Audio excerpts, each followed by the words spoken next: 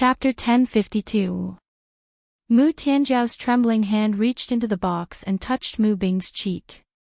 When her finger swept past the blood-stained right eye socket, she said in a trembling voice, "This is a sword wound. When that person used a sword to gouge out my father's right eye, he must have said, 'Arrogant.'" When her finger slid down to the blood-stained left eye socket, she murmured, "He must have said," looking down on others. She already had a vague outline of her father's murderer in her mind. Based on her understanding of that person, she guessed that the words he said were roughly the same as what the murderer himself had said during the torture. She slowly lifted Mu Bing's head and was about to hold it in her arms when she suddenly discovered that there was a wound on Mu Bing's lips. If she hadn't accidentally discovered it, she wouldn't have noticed it. It was covered by the blood on his lips. She opened Mu Bing's mouth with trembling hands and immediately smelled a strong, slightly rancid smell of blood. She saw that in the empty mouth, his tongue had been crushed, and not a single tooth could be found intact. The sack was a ball in his mouth.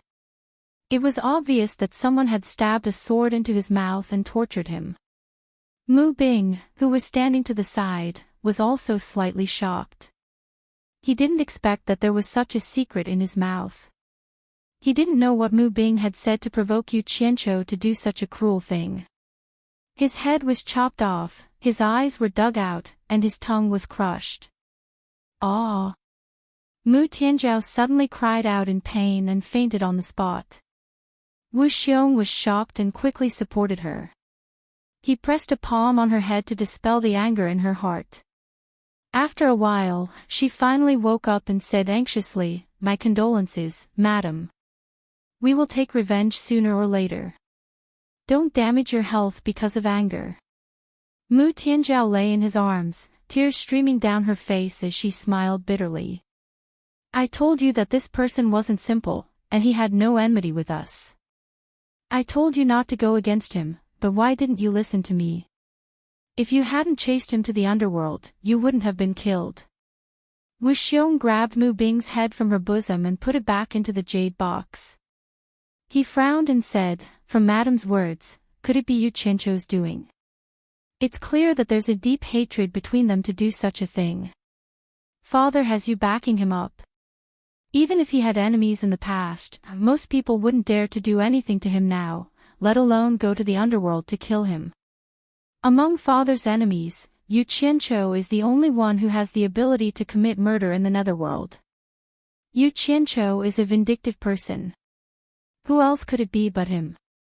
Mu Tianzhao deduced and locked onto the real culprit. "So Yu Qianzhou is a despicable person in her heart, looks like I misunderstood her." Wu Xiong looked at her speechlessly.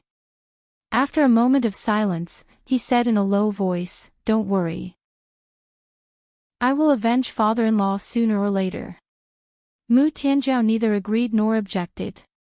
She struggled to her feet and stored the jade box into her storage bracelet. She looked at Wu Xiong with a bitter smile and said, "I want to bring my father's head back to the Four Links Chamber of Commerce and bury it with my mother. Now that father is dead, the Four Links Merchant Guild has no one to oversee it. I want to go back and take over the Four Links Merchant Guild and continue to operate it." In the attic of the Netherworld's forest, the scholar was holding a brush and writing a few words on the silk cloth on the desk. The words were black on the white cloth, and after writing a few words, he couldn't help but mutter a few more words. The words were scattered on the paper, mostly fate or heavenly Tao. Looking at his frown, it seemed to be quite troublesome for him. A ray of silver light entered through the window and the 1,000 soldiers in silver armor appeared. Seeing the scholar's expression, he was slightly stunned. After walking to the side and reading the words, he smiled and didn't disturb him. However, the scholar sighed and said, "What are you laughing at?" "Ah, nothing much." The 1,000 soldiers in silver armor cupped his hands and changed the topic. "I found some information regarding Yu Qianzhou. Someone saw him and Grey Cloud Exian hiding in the body of a river clam called Xinyu. They took the water route and went against the current of the Netherworld River. I don't know where they are going. Therefore, I contacted some friends in the Netherworld River's water tribe and asked them to help me investigate. In the end, they really found that the river clam was running for its life in the Netherworld River. I reckon that Yu Qianqiu and Grey Cloud Xian are still in its body. Running for their life.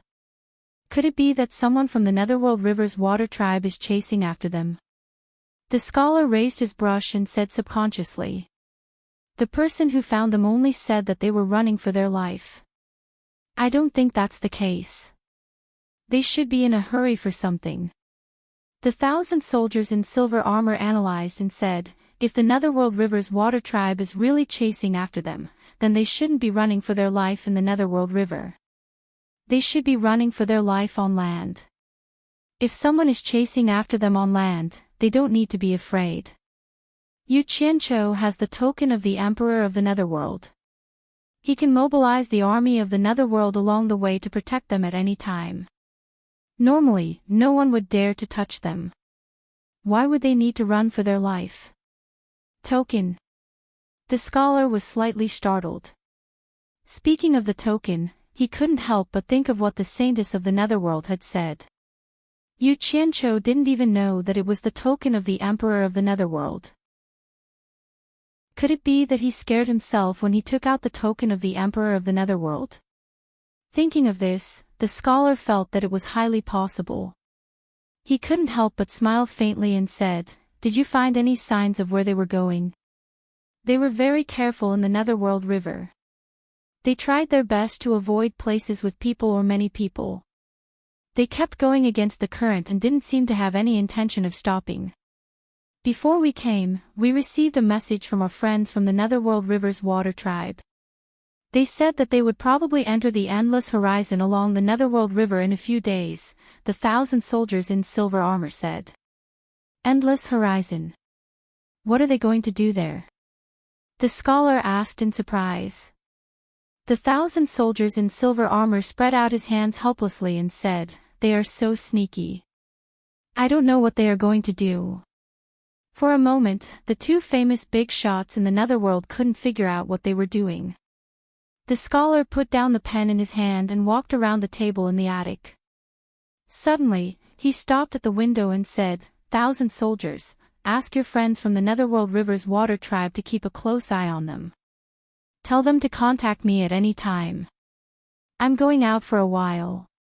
After saying this, he turned into a white light and flashed across the pitch-black night sky at an incredible speed. He quickly disappeared into the distant horizon. The 1,000 soldiers in silver armor was stunned. He didn't have the time to say, "Yes." He looked at the words written on the table and pinched his chin as he said suspiciously, "Destiny, Heaven's law. It doesn't seem like they are expressing their feelings. Why did they give the token of the Emperor of the Netherworld to Yu Qianqiu and then pursue it? What does he want?" Shaking his head, he couldn't figure it out. Then, he also flashed out. Just as the two big shots in the Netherworld Royal Palace said, there was indeed an escaping clam in the Netherworld River. It was a huge clam that had lived for millions of years. With 2 people in his stomach, Shinyu kept dodging in the Netherworld River.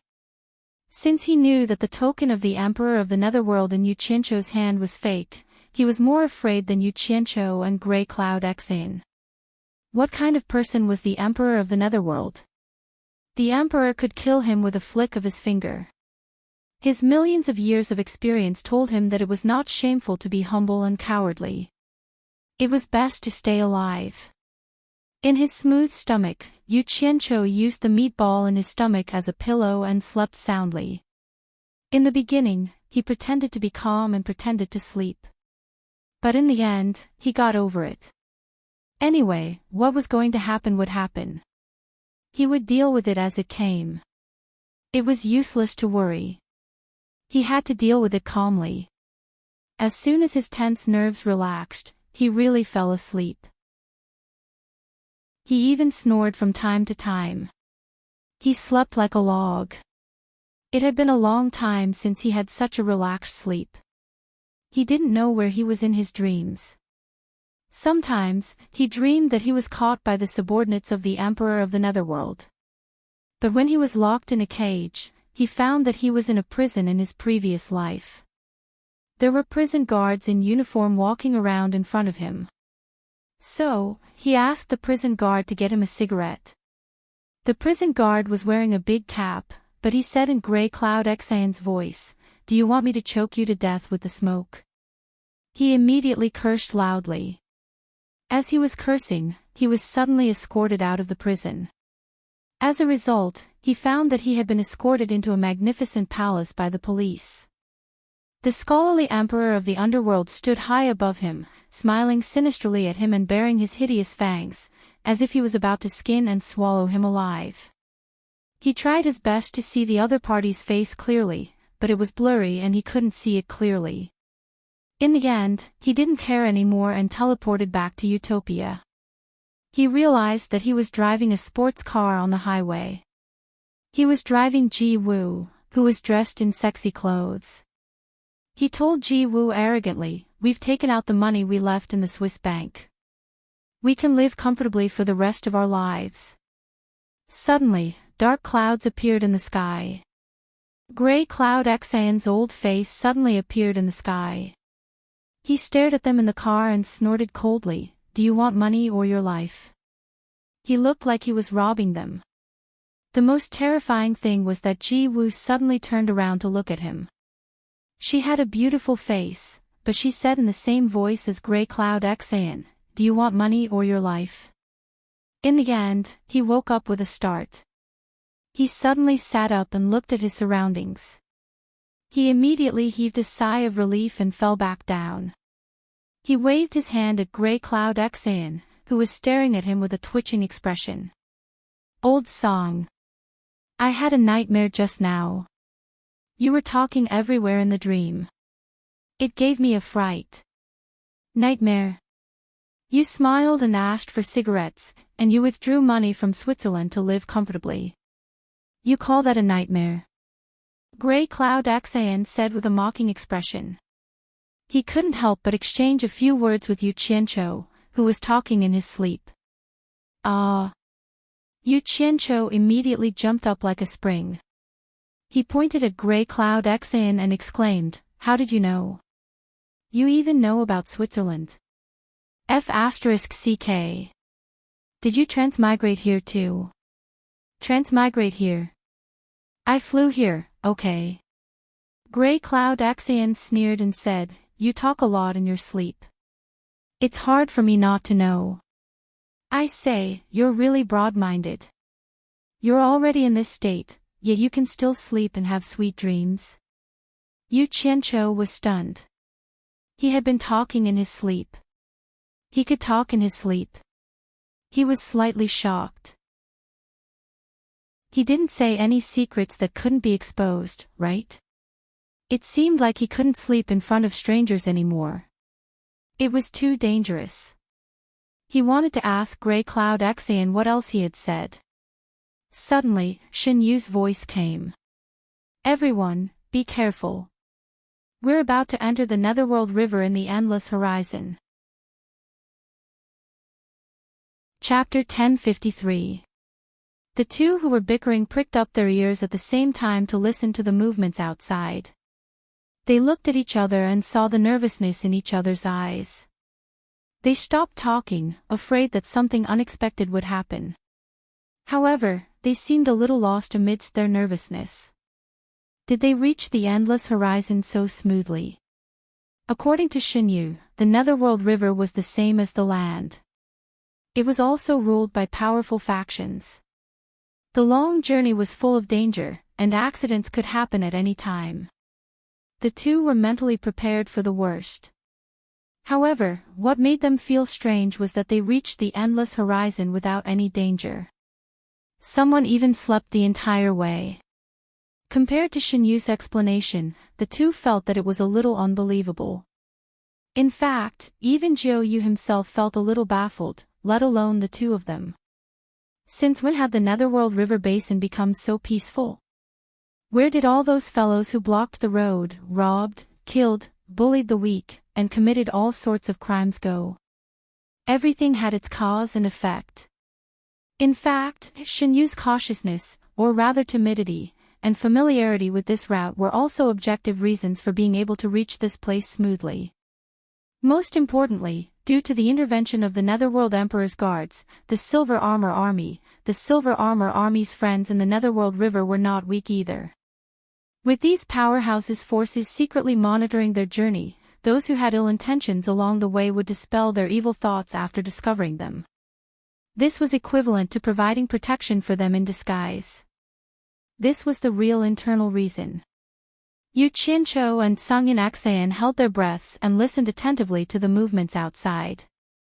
It would be a lie to say that they did not want to go out and take a look. Even the Netherworld cultivators did not dare to step into the punishment land of the Netherworld, let alone the people from the immortal world. The two of them wanted to see the true appearance of the endless horizon. With this experience, it would be an enviable qualification to show off. However, no one had the guts to go out and take a look. Endless horizon. Those who heard this name for the first time would probably associate it with darkness. In fact, in a place as dark as the Netherworld, there was probably no place brighter than it. It was definitely not a lie. Almost half of the vast endless horizon was fused with the bright and wriggling red light, and it was steaming hot. Coming here, one would realize that one was like a freshly baked bun. On a narrow section of the Netherworld River, red light enveloped the river, dyeing the entire river red. On both sides of the river Styx, there was a row of soldiers in red armor. Their clothes and armor were bright red, and each of them gave off a vicious aura, as if they had charged out from blood and fire.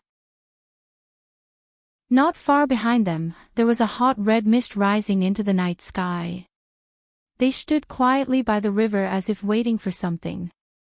One of them, be it in terms of appearance or temperament, was clearly different from the other red-armored soldiers.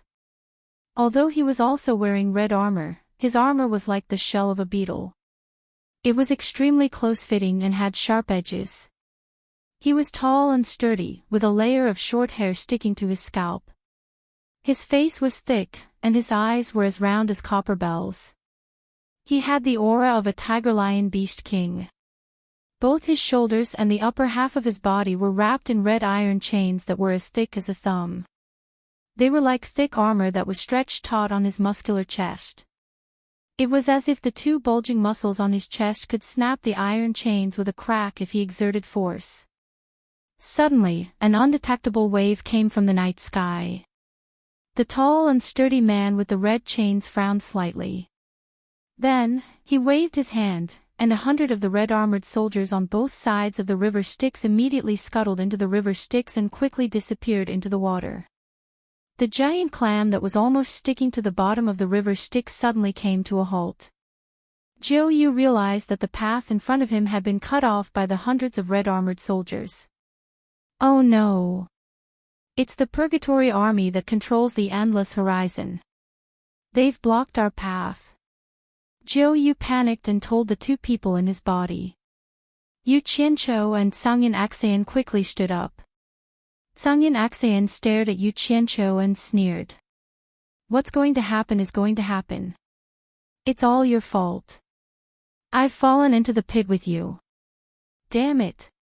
What's the hurry? Jiu Yu, turn around. Let's hide for a while first. They might not be targeting us. Yu Qianqiu waved his hand and shouted. Jiu Yu had the same intention. He did not hesitate to turn around. In the end, he realized that 100 red-armored soldiers had appeared out of nowhere and cut off their path of retreat. Jiu Yu looked around in fear. In the end, he realized that he could not see through the cultivation of any of the red-armored soldiers. Now, the only way out was to leave through the water. However, the endless horizon was the main camp of the Purgatory Army. It would be even more dangerous to leave the river Styx. It was impossible to escape. What should we do? What should we do? The path ahead and back have been cut off by the Purgatory Army. We have nowhere to run. Jiu Yu was completely panicking. Why are you panicking? You're from the river Styx. They won't dare to do anything to you. Be careful. They won't make things difficult for you. Yu Qianqiu tried to make his tone as calm as possible. He patted his plump body in the clam and laughed. Zhou Yu. Whether we can pass this time depends on you. Zhou Yu thought about it and agreed with him. He was from the river Styx, so the Purgatory Army would not do anything to him. However, when he slowly approached the soldiers in front of him, his stomach still palpitated with fear. Hence, he forced himself to calm down and asked with a smile, I'm from the water tribe of the Netherworld River. I wonder if you can make way for me and let me pass. A red-armored soldier floating in the water slowly floated forward and pushed his palm to stop him. We're pursuing a fugitive. Regardless of whether you're in the sky or in the water, you have to be checked. If there's nothing wrong, we'll naturally let you pass. Ah. Zhou Yu was stunned. He plucked up his courage and asked, You're from the land. Since when did you have the right to set up a checkpoint in the river Styx to check the river Styx? That's not something you should worry about. We've naturally informed the overlord of this water body. The red-armored soldier pointed at Zhou Yu's huge body in the water and said, I see that your clam is huge. It's big enough to hide a few people inside. Please open it and let us search. If there's nothing wrong, we'll immediately let you pass. Zhou Yu was speechless, but he did not dare to open the clam for them to search. While he was panicking and hesitating, the red-armored soldier suddenly shouted, Cooperate quickly. Otherwise, don't blame us for using force. The two people hiding in the clam looked at each other. They had clearly heard the movements outside. Although the people searching outside did not say who the fugitive was, the two of them felt that they were the ones being captured. Old song. You're an expert. What do you think we should do? Yu Qianqiu humbly asked with telepathy. You respect me as an expert now. Grey Cloud Axion rolled his eyes, but now was not the time to fight. He replied telepathy, with Zhou Yu's cultivation, if anything happens, we won't be able to break out. Hiding outside is not a solution. If anything happens, are you confident that you can help me and Zhou Yu break out? Yu Qianqiu asked cautiously with telepathy. Grey Cloud Axion thought for a while and slowly replied, I can't say for sure since I can't see the situation outside. But I'm sure there are many experts in Purgatory. Plus, the endless sea is vast. Even if I can break out for a while, I'm afraid I won't be able to resist a large number of experts. If I'm alone, maybe it won't be difficult to break out. Maybe they're not here to capture us, old song. Just be prepared for the worst. After Yu Qianqiu said that, he suddenly patted Shen Yu and said in a clear voice, Shen Yu, open it and let us out. Zhou Yu, who was in a dilemma, opened the giant shell. Two people flashed out. Zhou Yu also turned into human form. The three of them stood side by side. Yu Qianqiu looked back and forth, then cupped his hands towards the red-armored soldier who came out of the formation, and said with a smile, I wonder what happened that caused the Purgatory Army to make such a big fuss. The man glanced at Sungin Axion and Yu Qianqiu and said, Two criminals have escaped from the endless horizon. We are currently searching for them. Then he pointed at the two and said, I think the two of you are very suspicious. Please come back with us for a while. If there's nothing, we will let you go. So the criminals escaped from the endless sea. Hearing this, the three looked at each other and heaved a sigh of relief. It has nothing to do with us. Yu Qianqiu immediately laughed. General, I think you're mistaken. We are from the celestial world. We can't be criminals that escaped from the endless sea. Take a closer look. The red-armored soldier covered up the loophole in his words without hesitation. Some of the criminals in the endless sea are from the celestial world. The two escaped criminals are from the celestial world. Such a coincidence. Yu Qianqiu was stunned. Then he smiled bitterly. General, we can cooperate with you. But how long will it take? Why ask so many questions? You'll know when you get there. The red-armored soldier snorted. Don't make us use force. The three looked at each other. Yu Qianqiu had no choice but to take one step at a time. He said to Jiu Yu, "This is none of your business. Wait for us in the river Styx." Jiu Yu nodded and watched the two of them leave with the red-armored soldiers. Suddenly, Shen Yu looked around and immediately realized that something was wrong. The red-armored soldiers that were blocking his way had all left. He could leave at any time, not to mention him, even Grey Cloud Xian and Yu Qianqiu, who had leapt out of the water along with the red-armored soldiers, exchanged a glance and also realized that something was wrong. It didn't make sense for the fugitives to retreat just because they encountered the two of them, right? The two of them immediately became vigilant. The heat wave that came toward them, the dark sky was almost dyed red.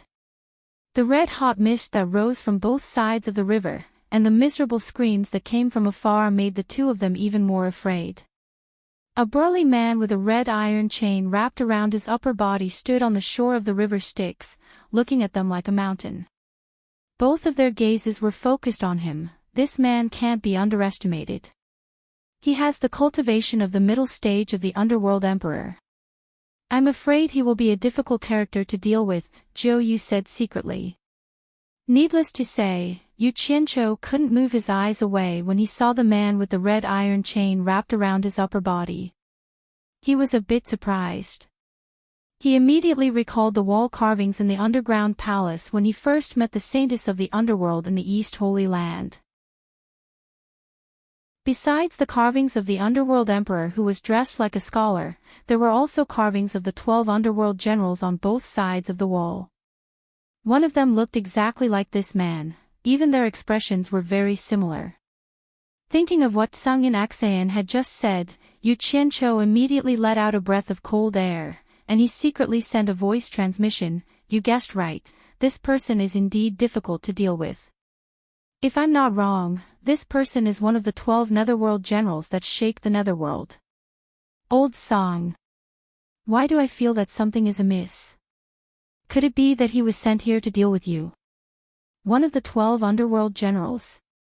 Jiu Yu was shocked. Even though he hadn't seen these 12 figures before, he had heard about them. They were the famous old experts of the underworld. They were already experts in the middle stage of the Underworld Emperor more than 100,000 years ago. Their outstanding military exploits were enough to intimidate the heroes of the underworld.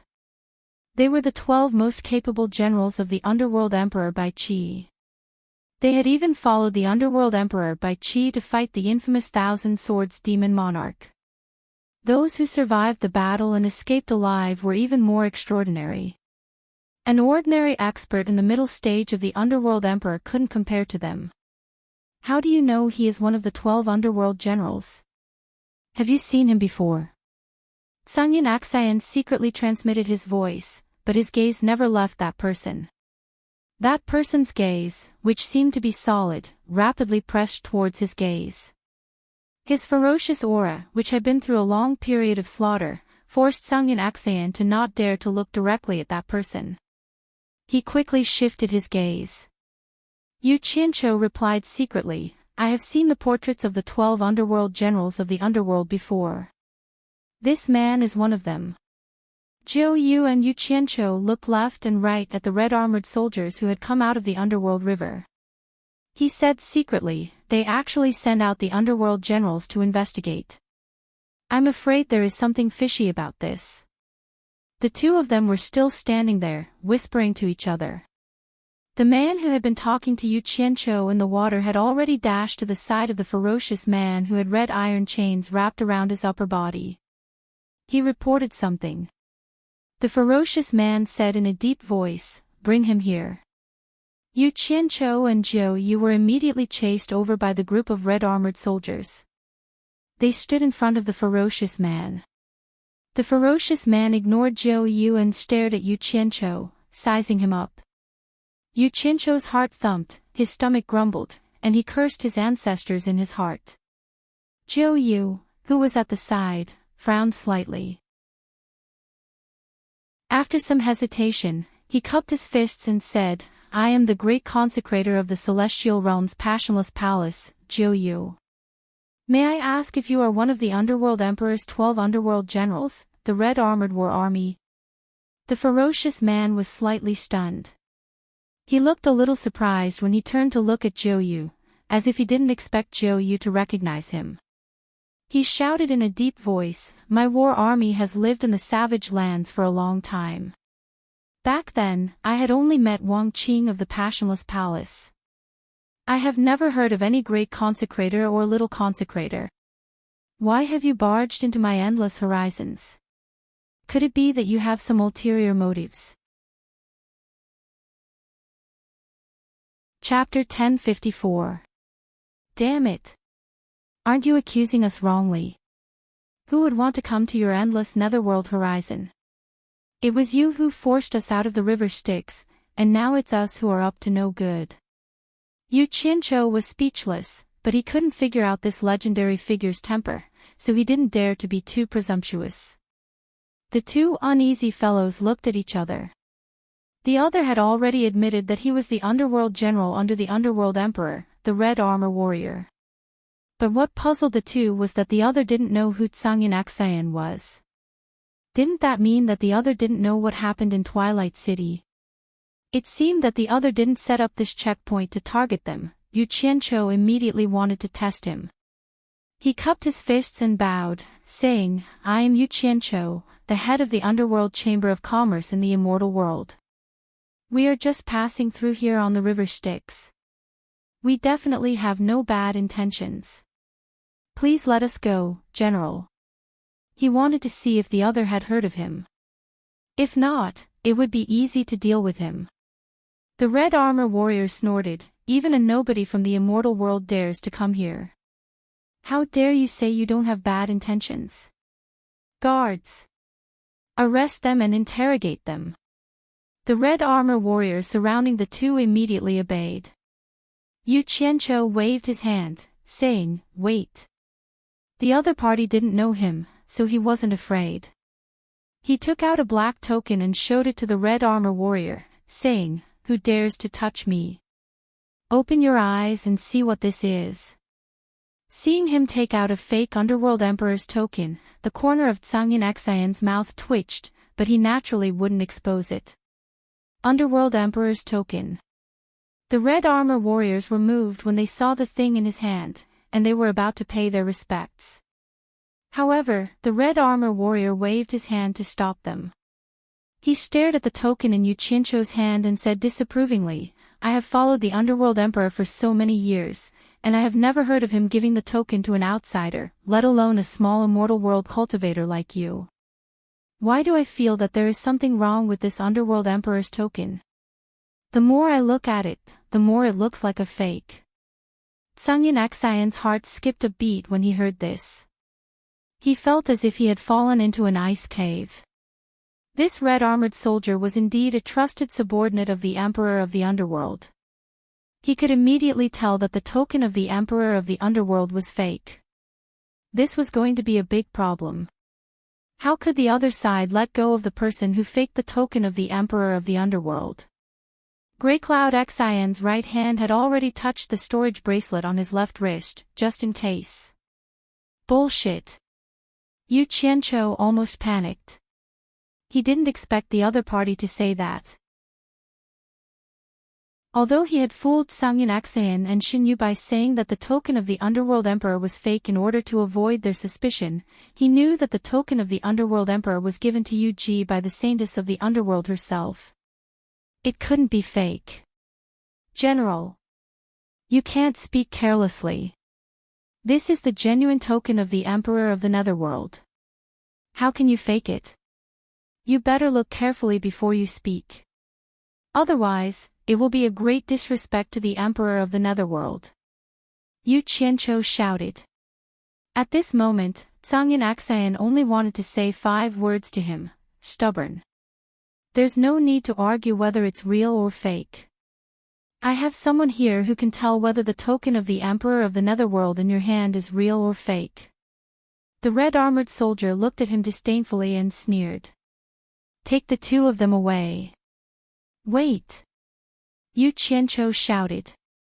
You really don't know your place. Do you still want to resist? The red-armored soldier's gaze turned cold. We can go with you to verify whether it's real or fake. What if it's real? Yu Qianqiu was very confident. If the token in his hand was real, there was no need to be afraid. You dare to bargain with me? You must be tired of living. If you have the real token of the Emperor of the Netherworld in your hand, no one will dare to do anything to you. You can do whatever you want in the endless horizon. According to the red-armored soldier's temper, he wouldn't be so patient. He would have captured the two of them and interrogated them. However, he was here under orders to put on a show, so he couldn't do anything. Okay. Yu Qianqiu shouted. I'll go with you. I want to see who has the guts to distort the truth and say that the token in my hand is fake. Take them away. The red-armored soldier shouted. Wait. Yu Qianqiu tried to delay again. This time, the red-armored soldier's expression was really bad. No one dared to disobey him again and again. He immediately said in a deep voice, What do you want again? I have a friend in the Netherworld River. I have to bring him along. Yu Qianqiu didn't care whether he agreed or not. He turned and shouted at the surface of the Netherworld River, Zhou Yu, come out. Zhou Yu heard their conversation clearly from below. He flashed out of the Netherworld River with a pale face. He had no choice. There was a restriction on his body. He had to follow even if he didn't want to. Actually, Yu Qianqiu didn't want Shen Yu to take the risk either. However, the green fire pearl had been planted in Shen Yu's body. If the two of them were placed too far apart, it wouldn't be a problem for a short period of time. However, if the two of them were placed too far apart, they would immediately lose control and Shen Yu would definitely die. He didn't know where the red-armored soldier would take them to verify the authenticity of the Netherworld Emperor's token. He decided to bring Zhou Yu along for the sake of safety. Just like that, the three of them were surrounded by the Purgatory Army and flew to the depths of the Netherworld River. Along the way, Greycloud Exayan couldn't help but ask, Yu Qianqiu, the token in your hand is obviously fake. You still dare to follow them? Once the matter is exposed, we will be trapped in the depths of the endless sea cliff. It will be even more difficult for us to escape. What are you trying to do? Don't worry. The quality of the Netherworld Emperor's token is very high. Unless it's the Netherworld Emperor himself, no one will be able to tell it's real. I don't believe that anyone would dare to attack someone with the Underworld Emperor's command medallion without knowing if it's real or fake. How about it? You can rest assured, Yu Qianqiu said confidently. I hope so. Greycloud Exayan could only sigh. He felt like he was stuck in a quagmire and couldn't get out of it. However, he had already made up his mind. Once he was at death's door and had nowhere to run, he would kill Yu Qianqiu first to avenge his grandson and himself. Otherwise, he wouldn't be able to die in peace. After coming to the Netherworld, they had long heard of the endless sea cliff. Unfortunately, they didn't have the chance to see it. Even Zhou Yu only dared to look at it secretly from the Netherworld River. Now that they were overlooking the endless sea cliff from the sky, the three of them were still shocked and terrified. So this was the true face of the endless sea cliff. Scorching red molten lava continuously bubbled up from the ground like a spring, slowly flowing in all directions on the vast land. It was such a shocking scene. The lava field that was as wide as the sea was dyed red and had been rising for many years. Under the red mist, there were crisscrossing paths on the lava field like fields. I-oh! I-oh! The sorrowful and miserable voices of men and women mixed together and echoed endlessly. Countless men and women were completely naked, stepping on the scorching ground barefoot like slaves, working together to pull the huge iron chains on their shoulders and hands. The other end of the iron chains dragged something that looked like a sieve, filtering something that had gushed out of the ground along with the lava.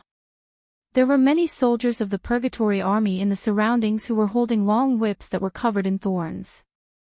Once they discovered someone slacking off, they would lash out with a hoot sound. Along with the laceration of flesh, miserable screams would resound.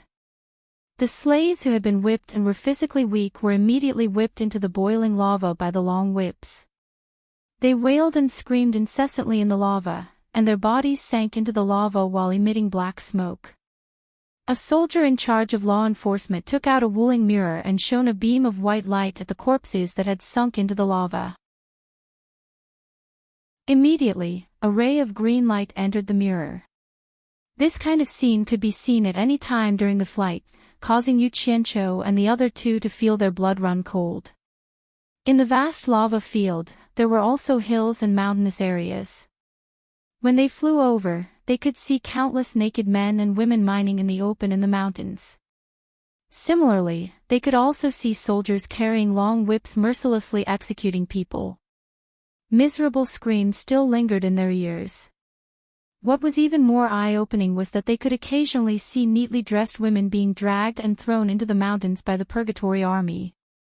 It was obvious that they had just been caught after committing some crime. Once such women were thrown, the busy male slaves in the surroundings immediately stopped what they were doing and swarmed over. Amidst the women's screams, their ragged clothes were torn to shreds, and they were stripped in the blink of an eye.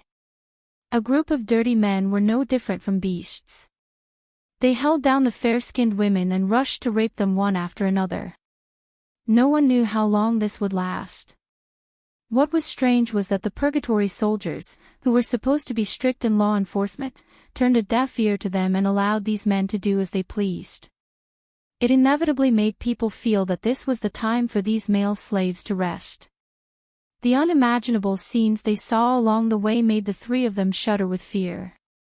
The soldiers of the Purgatory Army did not treat the prisoners here as humans at all.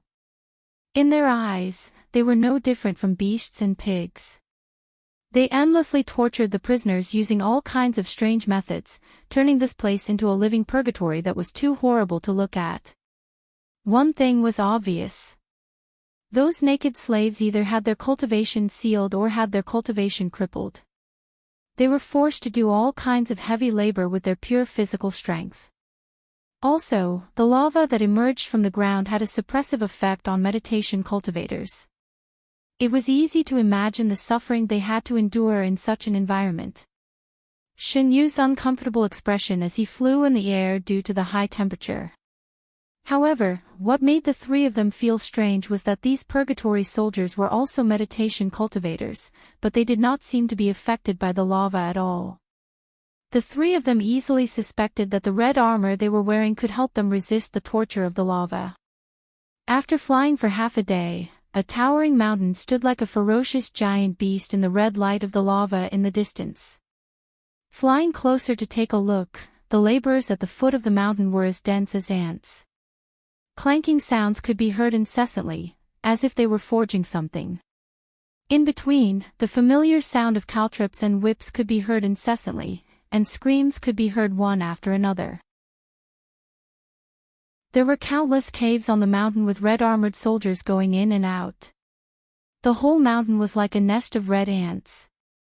As the three of them were observing carefully, the red-armored soldier had already flown to the top of the mountain, where there was a magnificent palace. The others followed closely and landed on the square in front of the palace. Standing on the top of the mountain and looking around quietly, they saw a sea of red light and a red fog rising noisily into the sky, looking magnificent. The miserable screams that kept coming from the foot of the mountain allowed the three of them to understand the meaning of this endless horizon. They understood why the Netherworld's punishment grounds could cause the Netherworld's cultivators to keep quiet out of fear. Presumably, no one would be willing to be sent here. The red-armored soldier glanced at the three of them and then looked at the roof of the palace. The three of them couldn't help but look at the roof.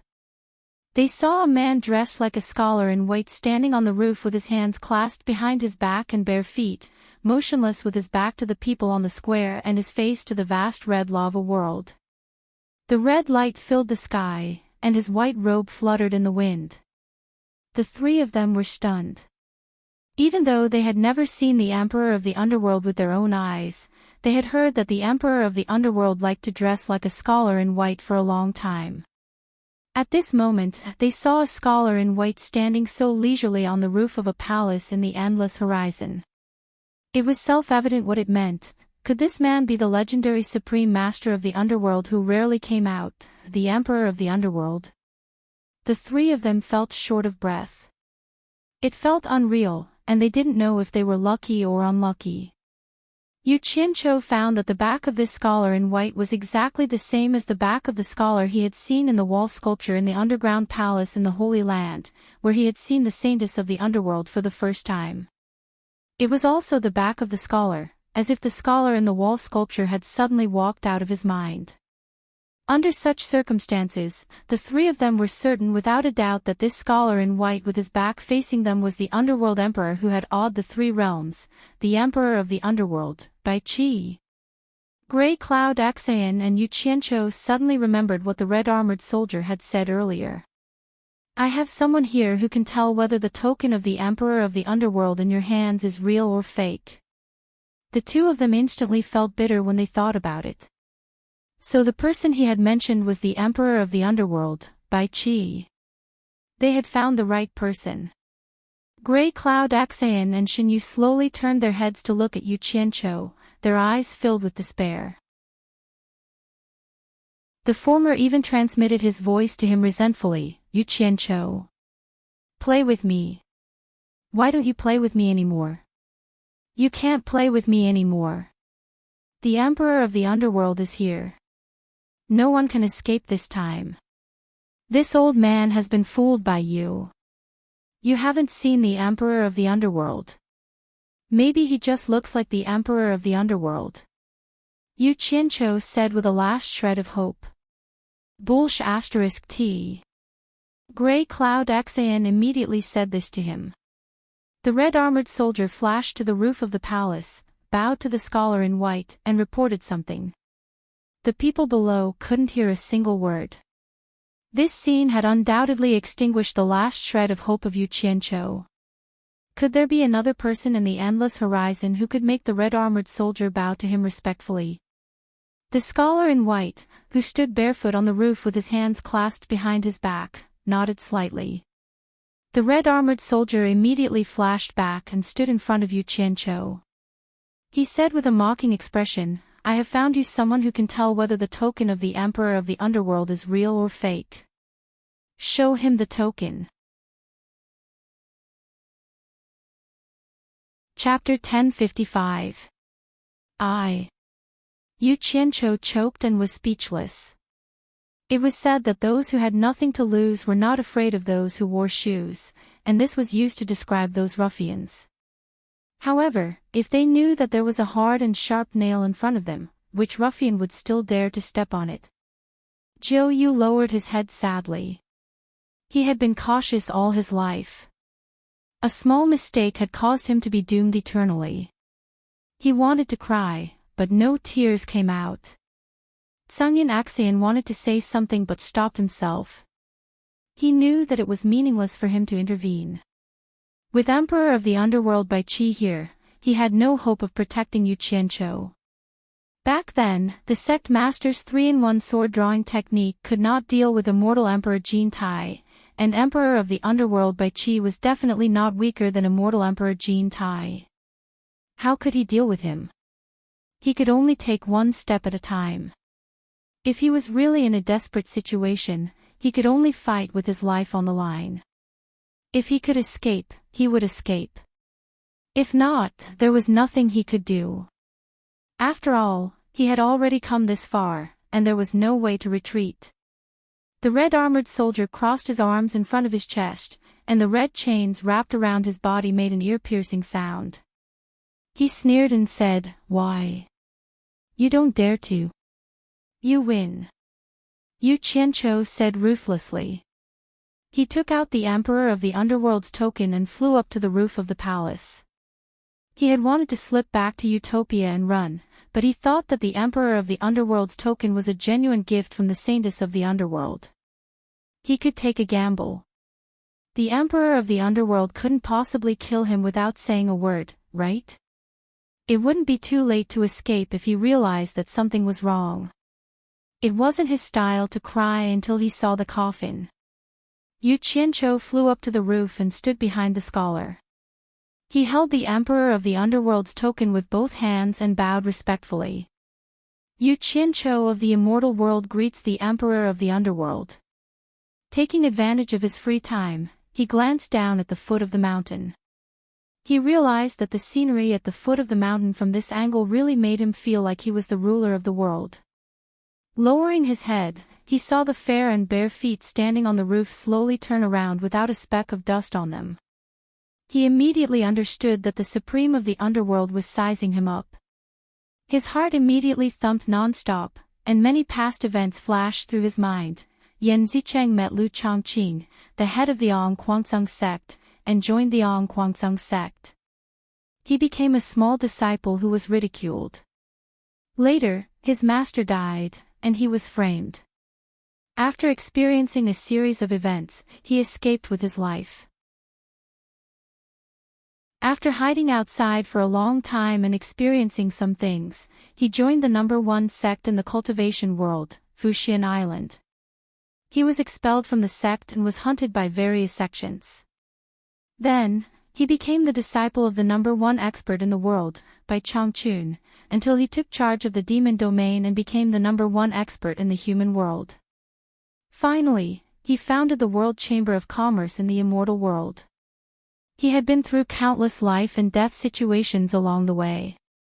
In the past, he would never have dreamed that he would one day be able to stand face to face with the legendary Emperor of the Underworld in the Three Realms. He was able to achieve what he had today by walking step by step. He had experienced life and death so many times, what was there to be afraid of? He gritted his teeth and slowly raised his head to meet the gaze that was staring at him. What entered his eyes was a refined and handsome face with a slight smile. It was completely different from the sinister Emperor of the Underworld he had dreamed of. He couldn't help but be slightly stunned. Was this person really the Emperor of the Underworld who could make the Three Realms tremble? The scholar was also sizing up Yu Qianqiu carefully. He wanted to see what kind of person the Saintess of the Underworld was talking about was. When he saw that there was no trace of fear in the other party's eyes when he raised his head to look at him, he couldn't help but nod slightly in his heart.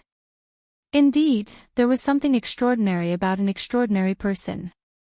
It was rare for a cultivator with the cultivation of a minor immortal to not be afraid when he saw him. What he didn't know was that Yu Qianqiu didn't even have the courage to raise his head to look at him.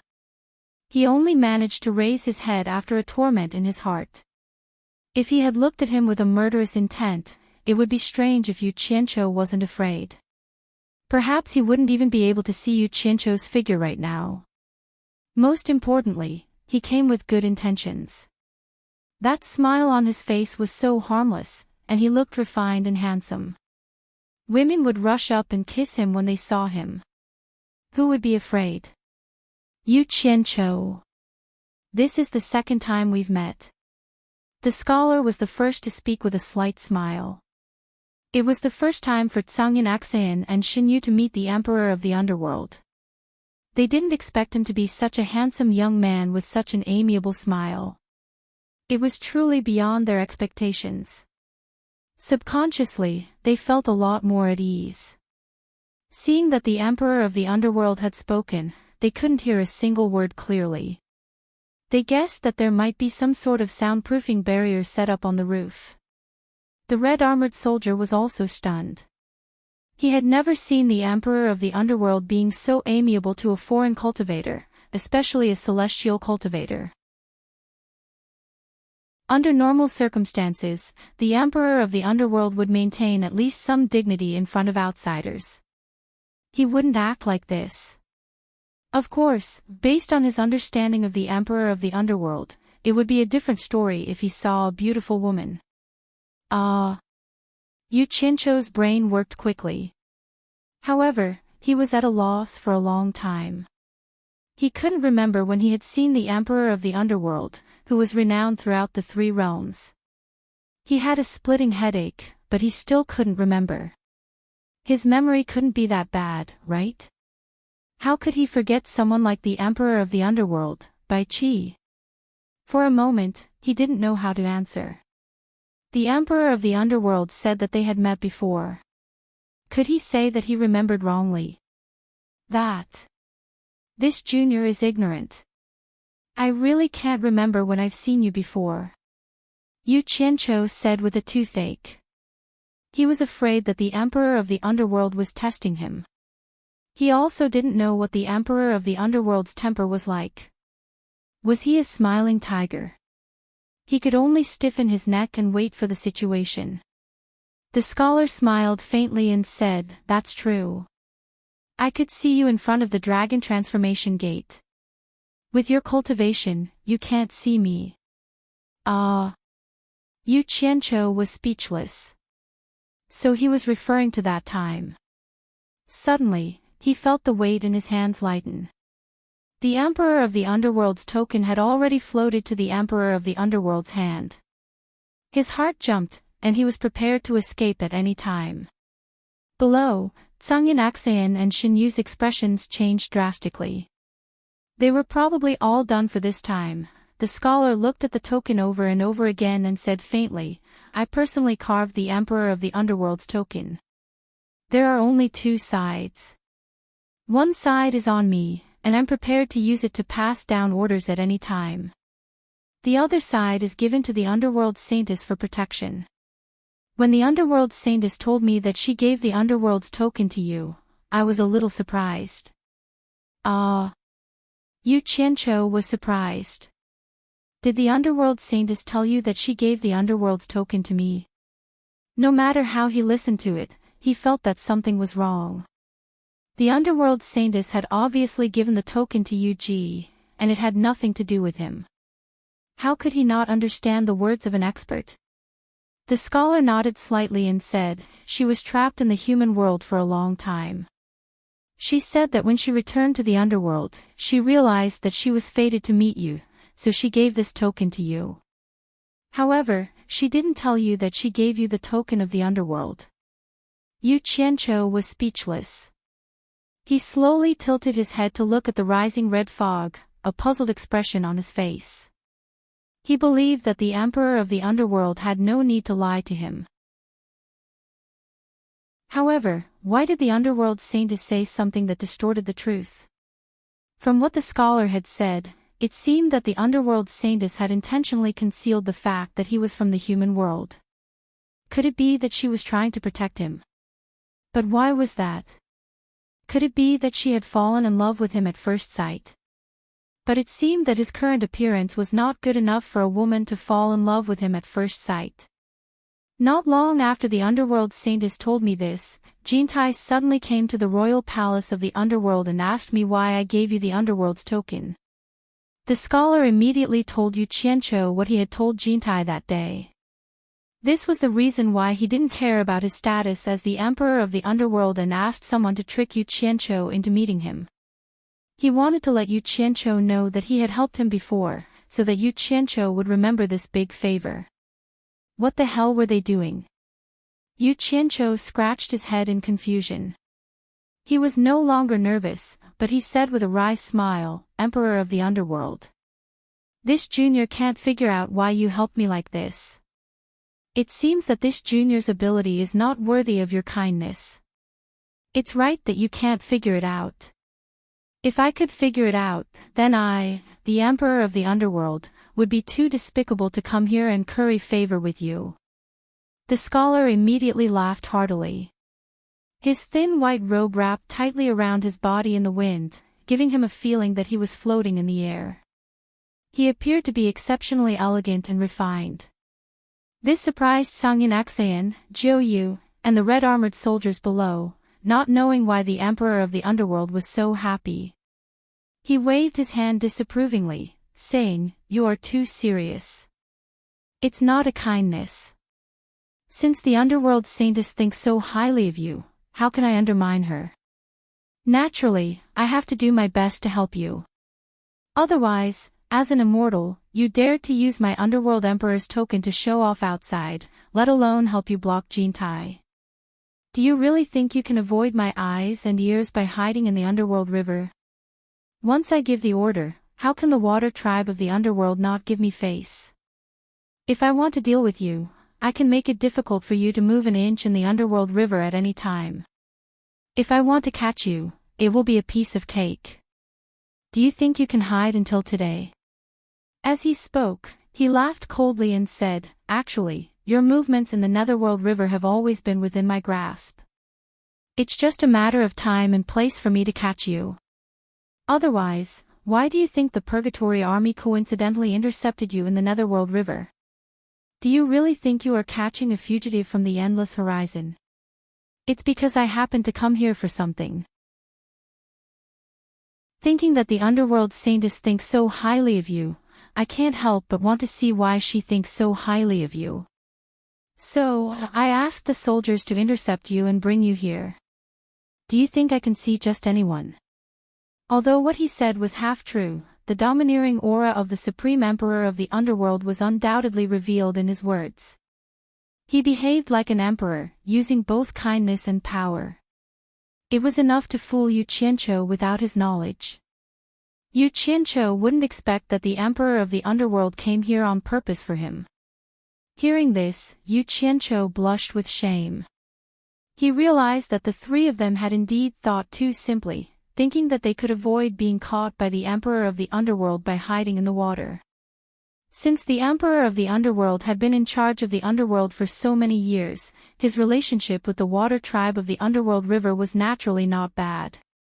If he, the Emperor of the Underworld, asked the water tribe of the Underworld River for him, how could they not give face to the Emperor of the Underworld for the sake of an insignificant celestial cultivator like him? It was guaranteed that a large group of people would surround and intercept him. I felt that there was something fishy about being intercepted in the Underworld River. So that's what happened. Yu Qianqiu smiled bitterly and rubbed his nose. He cupped his hands and said, I wonder how the Emperor of the Underworld is going to deal with us now. If I really wanted to deal with you, I wouldn't be meeting you here. Zhang Jun would have already killed you. Based on Zhang Jun's ability, the 3-in-1 sword-drawing style of the Heartless Palace would not be able to stop him, unless Wang Qing himself used it. That Grey Cloud Xian is still not good enough. The scholar waved his hand and the token of the Emperor of the Underworld landed in Yu Qianqiu's hand. He smiled faintly and said, since the Saintess has already given it to you, I have no reason to take it back. The Saintess has given you benefits, so I naturally can't be too stingy. In the future, you can use this token to come to the Underworld Royal Palace to see me at any time. I will allow you to use the token of the Emperor of the Underworld to solve any problems you encounter in the Underworld. What do you think? The benefits I have given you won't be any worse than the Saintess's, right? Ah! Yu Qianqiu was stunned. He had never dreamed that this would be the outcome. He didn't dare to believe that this was real. Could it be that there was such a thing as a free lunch in this world? He quickly calmed down. He didn't believe that there was such a good thing. He cupped his hands and said, Thank you for your favor, Emperor of the Underworld.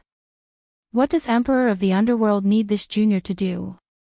With the scholar's insight and experience, he could naturally tell what Jiang Yi was thinking. He smiled coldly and said, Do you think that I am making a deal with you? In the 3 realms, if I want to do something, I only need to say the word and someone will do it. If I want something, someone will naturally deliver it to me. Do you think that with your current ability, you are qualified to be ordered around by me? I am only helping you because I am happy. Don't think too highly of yourself. Damn it. You don't have to be so direct. You should at least give me some face. Yu Qianqiu stood there awkwardly. When he thought about it, he felt that the scholar was right. The scholar didn't have anything he wanted, and his subordinates were as many as the clouds. He also had countless subordinates. Whatever he wanted to do, he could settle it with just a word. Yu Qianqiu really wasn't qualified to be ordered around by the scholar. It seemed like he was indeed thinking too much. Seeing that Jiang Yi had already been convinced by him, the scholar felt it was funny. However, on the surface, he asked calmly, "Let me ask you. What are you doing here instead of cultivating and improving your own cultivation?" Yu Qianqiu immediately smiled bitterly and said, "Actually, this junior was forced to do so." Just as the underworld saint said, this junior didn't know that this was the underworld token. When I took it out, even I was shocked, thinking that I had gotten into trouble. To tell you the truth, Emperor of the Underworld, the few of us fled here for our lives. He wanted to say that he was here to collect information, but he reckoned that he wouldn't be able to fool the other party. He might as well just admit that he was a coward. Humph. You are just an ignorant junior.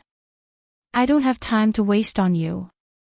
The scholar waved his hand and retracted the soundproof barrier. He then said calmly to the people below, "John Jun. Let them go." After saying this, he disappeared from the roof. A streak of white light moved as fast as lightning, disappearing into the distant horizon in the blink of an eye. Chapter 1056. Seeing the Emperor of the Underworld fly away, Yu Qianqiu felt depressed. He had wanted to strike while the iron was hot and form a relationship with the Emperor of the Underworld. Who would have thought that the Emperor of the Underworld would leave without any warning? Little did he know that the Emperor of the Underworld would shamelessly come here to express his goodwill. For someone who was used to being in a superior position, it was already very awkward. Although he still maintained his demeanor on the surface, he was extremely embarrassed and did not have the face to stay here any longer. Hearing that the Emperor of the Underworld would let them go, Zhang Yinxian and Shen Yu were overjoyed. They did not know what Yu Qianqiu had said to the Emperor of the Underworld to let them pass safely. The red-armored soldier also looked at Yu Qianqiu with a puzzled expression. He also wanted to know what the Emperor of the Underworld had said to Yu Qianqiu, but it was not convenient for him to ask about the Emperor of the Underworld. He could only snort coldly and say, "You guys are lucky today. Get out." Yu Qianqiu stood on the roof and looked at the red-armored soldier below. He still felt like he was dreaming.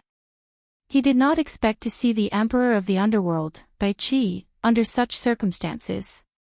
He did not expect Bai Qi to reward him. It was too unexpected. Hearing Zhang Jun telling them to scram, Yu Qianqiu looked towards the distance where the red light filled the sky. He casually took out his flying shuttle and jumped on it. Grey Cloud Xian and Shen Yu understood his intention and flashed up. The three of them saluted the red-armored soldiers below. Afterwards, Ash Cloud Xian took over the flying shuttle without any complaints and quickly drove it away. Standing on the square above the sea of lava, the red-armored soldier looked in the direction they were going. His eyes were filled with confusion. He mumbled to himself, "They are going there. Did the Emperor of the Underworld give them a mission?" The flying shuttle flew across the sky. Below them was still the sea of lava. The screams from time to time could no longer attract the attention of the three people above. Zhang Yinxian stood at the front of the flying shuttle. After a while, he could not help but ask, "Yu Qianqiu, is the token of the Emperor of the Underworld in your hand real?" "Of course it's fake. But if the Underworld Emperor says it's real, then it's real." Yu Qianqiu let out a sigh of relief and said, "It's all good now. We can use the endless horizon to directly enter the mysterious forbidden area. There shouldn't be any danger on this trip." This was not what Grey Cloud Xian wanted to hear. He was shocked to see the Underworld Emperor safe and sound. After a moment of silence, he asked again, "What did the Underworld Emperor tell you?" "Old song. This is related to the Emperor of the Underworld, so it's really inconvenient to divulge it." "Please excuse me," Yu Qianqiu said with a perfunctory chuckle. Gray Cloud Xian's face twitched, and he shut up. Shinyu sat alone at the back of the flying shuttle. He did not look too good, and he seemed to be in low spirits. It seemed that meditating was indeed not suitable for him to stay in the endless horizon. Even though they were flying in the sky far away from the ground, the temperature was still like a furnace, making him feel a little unbearable. However, this fellow had no human rights and could only endure it. Fortunately, Yu Qianqiu discovered it in time. He asked Gray Cloud Xian to change his original flight path and fly horizontally above the Netherworld River Basin. They continued to fly along the Netherworld River Basin, which made Shinyu feel better. Time passed day by day as they flew endlessly.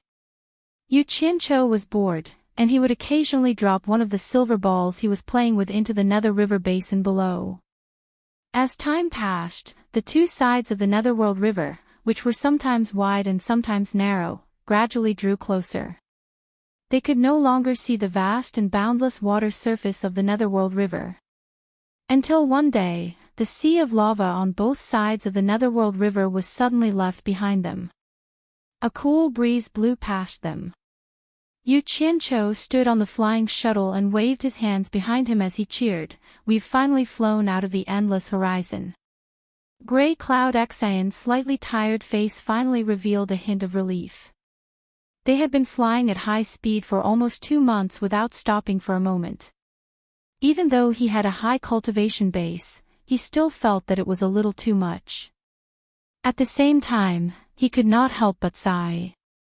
The vastness of the Netherworld had exceeded his expectations. Don't be too happy too early. There's at most 1 more month before the Celestial Emperor's wedding. Even if we return now, we won't make it in time. Qingyun Xian coldly looked at Yu Qianqiu and reminded him.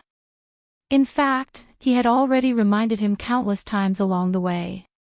However, Yu Qianqiu was determined to continue forward. Yu Qianqiu told him not to meddle in other people's business and said that he had a way to return in time. Gray Cloud Xian thought that Dijio would not disregard his own life, so he waited to see how Dijio would return in time. Hearing his words, Yu Qianqiu was about to repeat the same old story, but he saw Ji Yu walking to the front of the flying shuttle in a daze. He inserted himself in front of Gray Cloud Xian, who was frowning, and slowly knelt down. He faced the cool night wind and began to cry.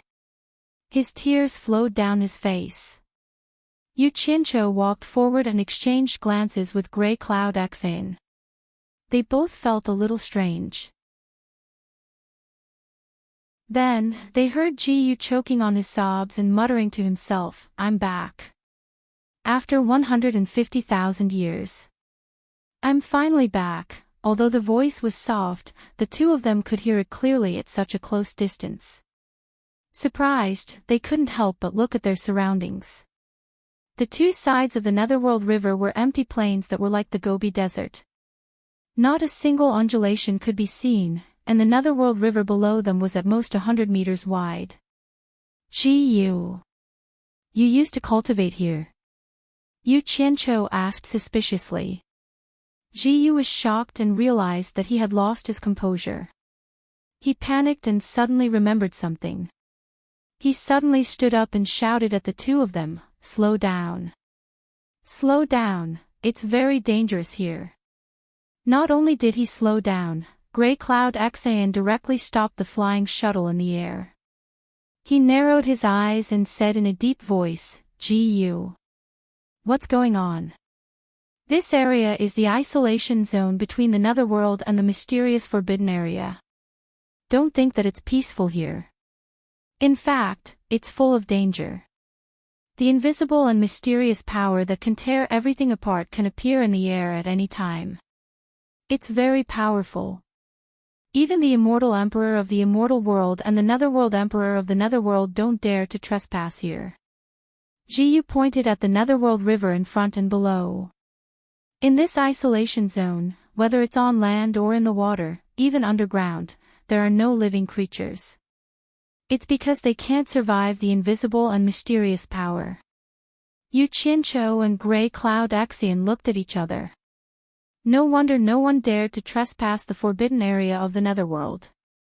It was because of this reason. However, the two of them had suspicions in their eyes. Yu Qianqiu touched his chin and sneered. Yu. Do you think the two of us are fools or idiots? Since no living creatures can survive here, why were you able to cultivate here in the past? You should be punished. Grey Cloud Xan stared at Yu and shouted coldly. Looks like we can't let him live anymore. Otherwise, who knows what traps are waiting for us ahead. After all, we're not familiar with this place at all. Yu Qianqiu frowned and looked at Yu, but he didn't object. Yu looked at the two of them and smiled bitterly. I won't hide it from you now. Actually, you've misunderstood. This isn't the place where I cultivated in the past. As he said that, he raised his hand and pointed ahead along the Netherworld River. He sighed. Follow this Netherworld River straight ahead. With Elder Tsang's flying speed, it won't take more than a day for you to see a waterfall that flows down from a tall mountain. I came down from that waterfall back then. As long as we cross that tall mountain, we'll reach the legendary forbidden area of the Netherworld. And I am from the so-called mysterious forbidden area of the Netherworld. Yu Qianqiu and Sangyan Xan were stunned. Both of them had suspected that this fellow was hiding some sort of secret, but none of them had imagined that this fellow's origins would be so strange. He was actually from the mysterious Netherworld forbidden area, and it was too inconceivable. Grey Cloud Xan's throat moved, and he said with some difficulty in a threatening tone, "You're not lying to us, are you? There's no need. I want to go back alive, so there's no need to lie to you." There was a trace of nostalgia hidden in Zhou Yu's lonely expression. He looked ahead and sighed faintly. More than 1,000,000 years ago, I was born in a lake there. I was ignorant and carefree. Only after 500,000 years did my spiritual wisdom appear. Another 500,000 years later, I was lucky enough to find the way of cultivation. It only took me 50,000 years to cultivate to the early stage of Underworld Lord. Just when I broke through to the early stage of Netherworld Venerable, which was 150,000 years ago, I was suddenly possessed and wanted to see the outside world. Therefore, I followed the small river that connected the lake and finally stood on the waterfall. I hesitated for a long time, but in the end, I couldn't help but go with the flow. In the end, I came to the so-called Netherworld River. Who knew that the outside world was extremely dangerous? It was the first time I met the water tribe in the Netherworld River. They wanted to take my life because of a disagreement. I was so scared that I fled in a panic. I ran far away before I got out of danger. After that, I didn't want to stay outside anymore. I wanted to go back to where I left. But my fate was really full of misfortune.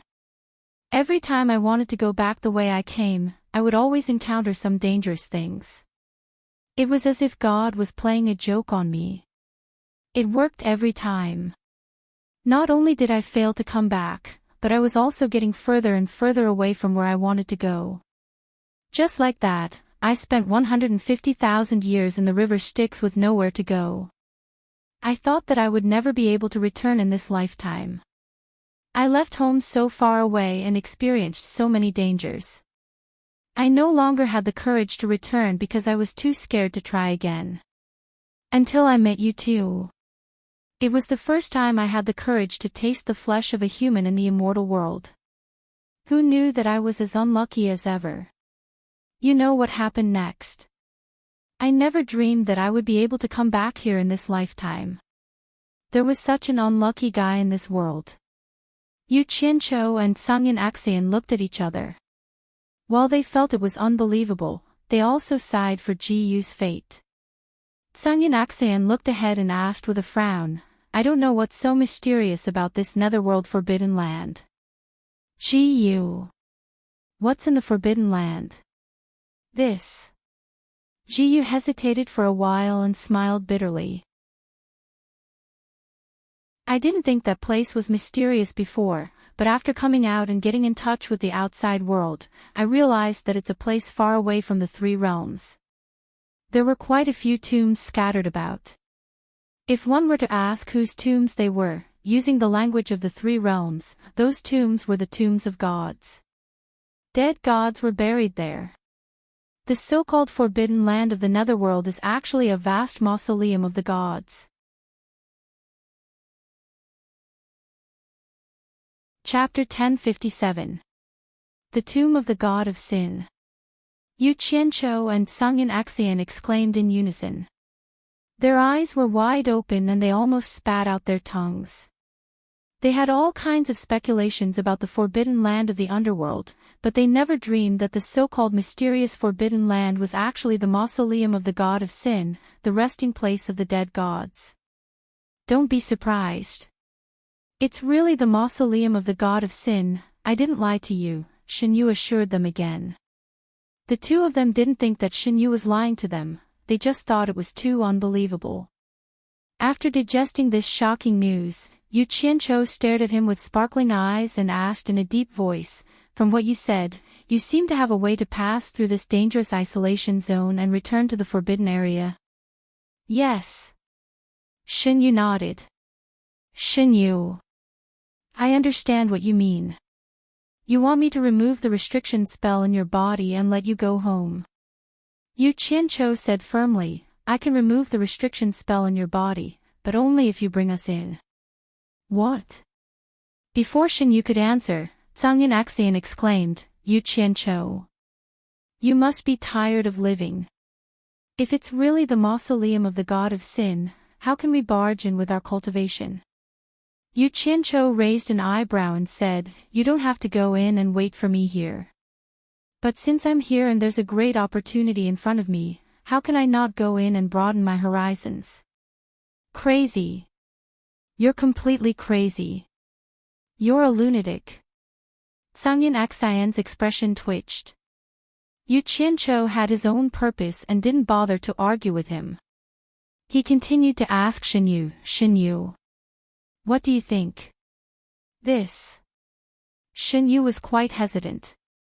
He didn't know if he should bring an outsider in. Was it up to him? After some consideration, he gritted his teeth and said, "Fine. As long as you remove the restriction spell in my body, I'll bring you in." Then it's settled. "However, you can't let your guard down. I can't remove the seal in your body right now. You'll have to wait until I'm safely inside," Yu Qianqiu said bluntly. Sungyin Axian gritted his teeth once more and said, "Yu Qianqiu, don't blame me for not reminding you. You and I don't know anything about the situation inside, so you have to consider clearly whether it's worth the risk." Yu Qianqiu frowned. Sungyin Axian's words were not wrong. Although he was worried about Bai Changchun's life and death, it was not wise to blindly take the risk. He paused and said, "Shinyu, tell me honestly, is there any danger in the forbidden area? If you dare to lie to me, you'll have to bear the consequences. I'm not a soft-hearted person. Think carefully before you speak." Shinyu sighed slightly and said, "It's impossible to say that there's no danger at all. Most of the gods who died had loyal subordinates when they were alive, and most of them would have someone guarding their mausoleum after they died. They guarded the mausoleum of the gods they were loyal to and generally did not care about others. As long as we know our place and do not trespass into the area they were guarding, nothing will happen. So that's how it is." Yu Qianqiu nodded slightly and looked around before asking, "You said that Jintai and Bai Qi did not dare to trespass this isolation zone with their cultivation, but you, a mere underworld supremacy, can come and go as you please. Is there a secret passage here?" "There's no secret passage." Zhou Yu pondered and shook his head. "Actually, I don't know the reason either. Others would be crushed to pieces by that mysterious power here, but when I encounter that mysterious power, it always turns from majestic to gentle, like a gentle breeze brushing past me. I still can't figure out why. Perhaps it has something to do with the fact that I was born inside and the people inside. There was such a strange thing. The two people beside him looked at each other and looked at Shin Yu suspiciously, as if they wanted to see something different about him. However, they were not that observant. After a moment of silence, Yu Qianqiu waved at Shin Yu and said, "Bring me in." "Wait!" Zhang Yun Xian shouted and stared at Yu Qianqiu. He snorted and said, "Once you remove the restriction on him inside, you will no longer be able to restrain him. Even if there's no danger inside, have you thought about how you're going to pass through this isolation zone when you come back? I'm afraid you'll never be able to come back." He had no choice but to be careful. Now that Yu Qianqiu's life was related to his life, the Immortal Palace might even find an excuse to attack the Passionless Palace. Even if he could hide in the Netherworld and not go back, ignoring the existence of the Heartless Palace, if the Heartless Palace was really destroyed, he, Grey Cloud Xian, would lose his backing to deter others. It would be very difficult for him to survive in the Netherworld alone. At the same time, the Immortal Palace would not allow him to hide in the Netherworld and live comfortably. Yu Qianqiu was stunned. He did not think about this at all because it was not a problem for him at all. He could leave whenever he wanted to. Shin Yu smiled bitterly and said, "Then what does Mr. Tsang want? Send us out safely and then let him remove the restriction on you." Zhang Yun Xian narrowed his eyes. "Us?" Yu Qianqiu was stunned again. "Didn't you say you wouldn't go in?" Zhang Yun Xian looked around, then glanced at him and said, "Since there is no danger inside and it's a rare opportunity to see the mausoleum of the God of Sin, why not go in and have a look?" He said this against his will. In fact, he did not want to go in at all, but he did not have the courage to stay in this damn place alone. Who knew if he would run into that mysterious power? Moreover, he did not know when Yu Qianqiu would come back. It should be known that the longer he stayed, the more likely it was that he would run into it. If he did not wait for Yu Qianqiu to come out, he did not dare to go back alone. He did not dare to believe that the three of them could make it all the way here. At least, he was not confident that he could return the way he came from. All along the way, Yu Qianqiu had repeatedly turned danger into safety, causing him to feel that it was safer to be by Yu Qianqiu's side. In short, in the end, it was a fact that he wasn't willing to admit. He was afraid. What if after I send you out, you don't help me remove the restriction in my body? Zhou Yu said with a bitter face. He could not help but worry. What if these two fellows saw that he could enter and exit the forbidden area at will and wanted to take him as their exclusive property? That was a very likely possibility. Zhang Yun Xian immediately sneered and said, "You have no choice. You have to agree whether you want to or not. Otherwise, I will make it so that you will never be able to go back." Yu Qianqiu looked at him in pain. This was clearly a threat. If he did not agree, he would kill him. Zhou Yu looked helpless. He really had no choice but to resign himself to fate. He said sadly, "I agree." His goal was achieved. Zhang Yun Xian snorted and did not speak. Yu Qianqiu patted Zhou Yu's shoulder and comforted him, "Don't worry. I, Yu Qianqiu, am a man of my word. Before I leave this place, I will remove the restriction in your body and let you go back safely. What do we do now?" In fact, this place was more difficult than ascending to heaven for others, but it was not a problem for Zhou Yu. He asked Yu Qianqiu to put away the flying shuttle and revealed his true form again. He opened his clamshell and wrapped the two of them inside. Then, he dove into the river Styx below and continued to move quickly along the river Styx. In less than half an hour, Zhou Yu, who was moving quickly in the water, constantly felt the mysterious and terrifying power crushing and tearing at him.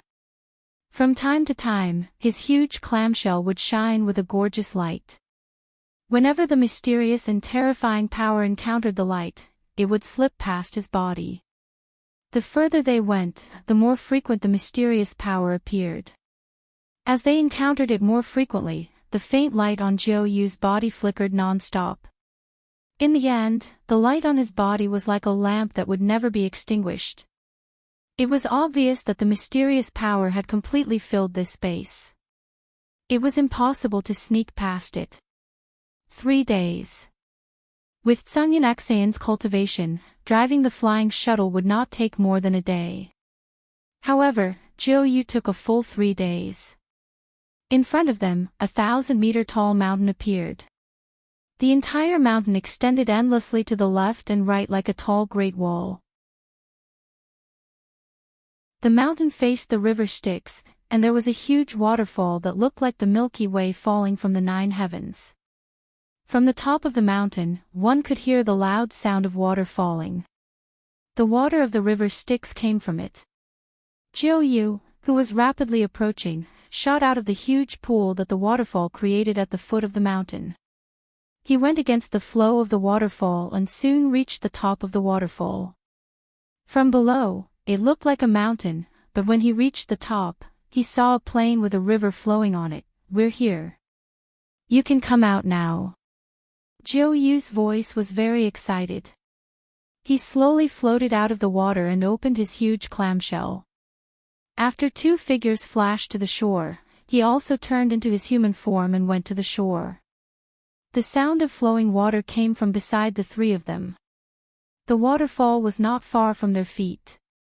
Jiu Yu knelt on the ground and covered his face with his hands as he sobbed, "I'm really back." Yu Qianqiu and Sungyeon Aksayan, on the other hand, looked at their surroundings, dumbfounded. The direction in which the waterfall flowed was like a black curtain falling from the sky. They could vaguely see the mountains and rivers below. It was the netherworld that they had come from. On the mountain, behind them, upstream of the river, with the edge of the mountain as the boundary, there was a strange scene that was clearly separated from the foot of the mountain. Although the mountain and the foot of the mountain both looked like it was night, it was like 2 different worlds.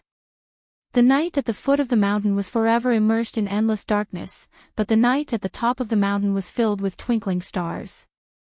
There was also a bright moon hanging in the night sky.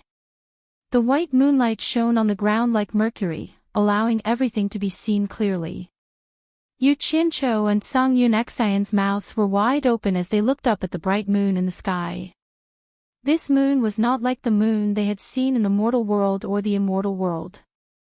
It was dozens or even hundreds of times bigger than the moon they had seen before. The huge moon hanging in the sky was terrifying.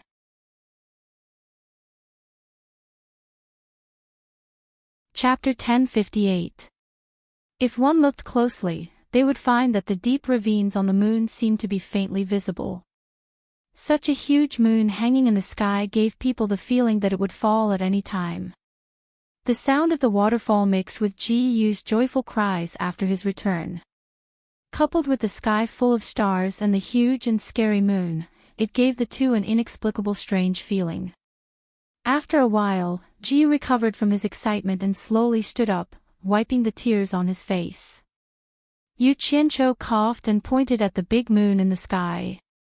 "Jiu, is that really the moon in the sky?" "Of course it's the moon." Jiu looked up at the moon and sighed. 150,000 years ago, after I left the mountain, I couldn't get used to not seeing the moon in the sky. So when I first met the water tribe of the river Styx, I asked them where the moon was. They thought I was playing with them, so they chased me and tried to kill me. Yu Qianqiu turned around and looked at him as if he was looking at an idiot. Yu Qianqiu couldn't help but roll his eyes. There are no sun, moon, and stars in the netherworld, let alone such a big moon. You asked them where the moon was in the sky. It would be strange if they didn't think you were playing with them. You deserve to be killed. That's right. Jiu sighed. But I've never left this place before, so how would I know there's no moon in the netherworld? Now that I think about it, maybe I ended up like this because I asked about the moon. Otherwise, I would have come back long ago. The corner of Yu Qianqiu's mouth twitched. He seemed to vaguely remember a saying in his previous life, "It's all the moon's fault." It couldn't be more suitable to be used on this unlucky guy. He patted his shoulder and comforted him. You can't blame yourself for this. It's all the moon's fault.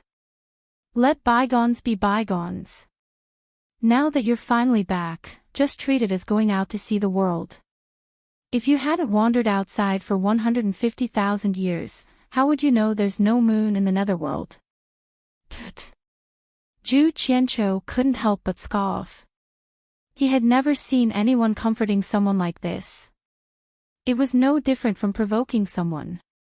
Sure enough, Shen Yu's expression twitched as he said, if it takes 150,000 years just to find out if the netherworld has a moon, then I'd rather not know if the netherworld has a moon.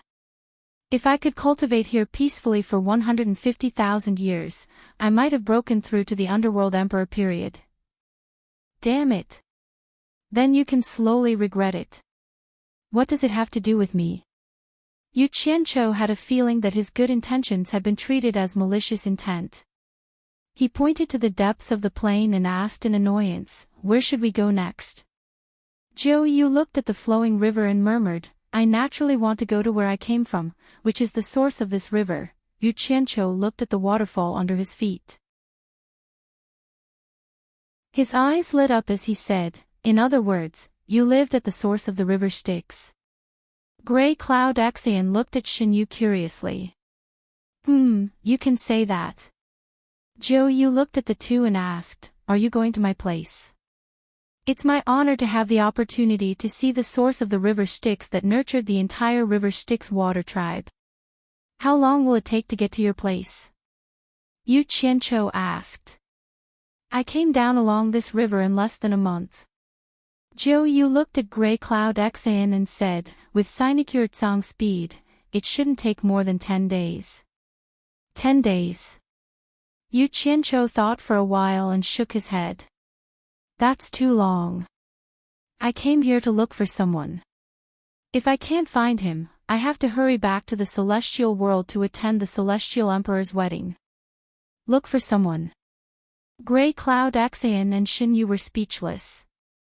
Grey Cloud Axion sneered and said, Yu Qianqiu. Are you kidding me? You came here to look for someone. Don't tell me you have an acquaintance here. Yu Qianqiu said after some thought, I heard that there was an expert who fought a great battle with the underworld emperor.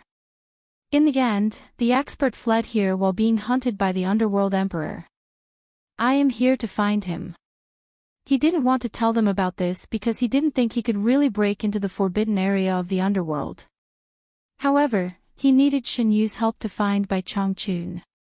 After all, he was unfamiliar with this place, so he had to tell Shen Yu who he was looking for. He couldn't let Zhou Yu search aimlessly.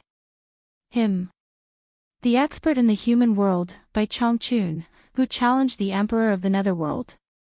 Zhou Yu was shocked. Grey Cloud Axion was also suspicious and said, why are you looking for him? There is naturally a reason why I am looking for him. As for why I am looking for him, once we find him, you will naturally know. Yu Qianqiu waved his hand. It was certainly not convenient to tell these two the truth. Grey Cloud Axion sneered. I've long suspected that there's something wrong with your collection. You really have other intentions. I've accompanied you all the way here in vain. Old song. It's not nice of you to say that. If you hadn't followed me all the way here, would you have had the chance to come to the forbidden area of the underworld? Many people want to come here but don't have the luck. Yu Qianqiu pointed to the big moon in the sky and said, if you hadn't followed me all the way here, would you have had the chance to come to the forbidden area of the underworld to see such a big moon? Even immortal Emperor Jin Tai and Emperor of the Netherworld Bai Qi have not seen something like this. How many people can you find in the three realms? I'm afraid there isn't anyone except the three of us here. So you should thank me for bringing you here to feast your eyes. Nonsense. Grey Cloud Axion flicked his sleeve and turned his head away. He sneered. Zhou Yu is unlucky because he didn't see the big moon when he left here. I hope you and I won't be unlucky because we came here and saw the big moon. Don't worry. Long live I won't be unlucky. The one who will be unlucky is you. Yu Qianqiu retorted. Gray Cloud Axian snorted and didn't say anything.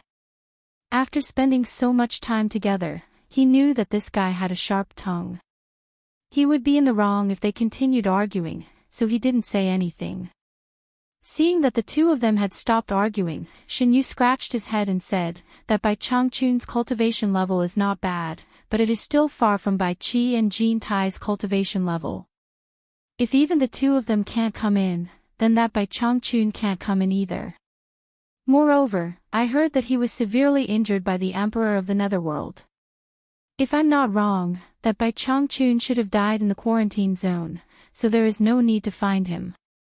Bullsh *T. Yu Qianqiu shouted angrily. He pointed at Shen Yu and said, "You better pray that he is alive. Otherwise, you won't be able to live either." Shen Yu was startled. He exchanged a look with Gray Cloud Exian. He didn't know why this guy suddenly turned on him. Gray Cloud Exian snorted coldly and said, "Don't bother with him. This guy is a complete lunatic. Don't talk nonsense in front of me." Yu Qianqiu pointed at his head and said with a ferocious expression, "Zhou Yu is dead. You won't be able to leave this place alive. Just stay here and guard the mausoleum for those dead gods. You must have taken the wrong medicine." Gray Cloud Xian's expression turned cold. He said indifferently, "You won't be able to get out even if Zhou Yu is dead. I'm warning you, before we leave this place, you better not touch him. Otherwise, I will cut off my way out. Since I can't get out, I will kill you first to avenge my grandson." "You can try," Yu Qianqiu said sternly. Gray Cloud Xian immediately retorted, "Then you can try. Let's see if I dare to kill you or not." The two of them were at each other's throats again. Zhou Yu stood there with a bitter expression.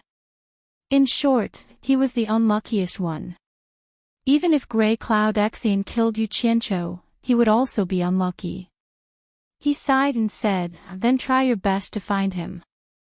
If you really can't find him, there's nothing I can do." This finally made Yu Qianqiu feel better. He snorted coldly and said, "This is such a big place. Where do we start? How are we going to find him?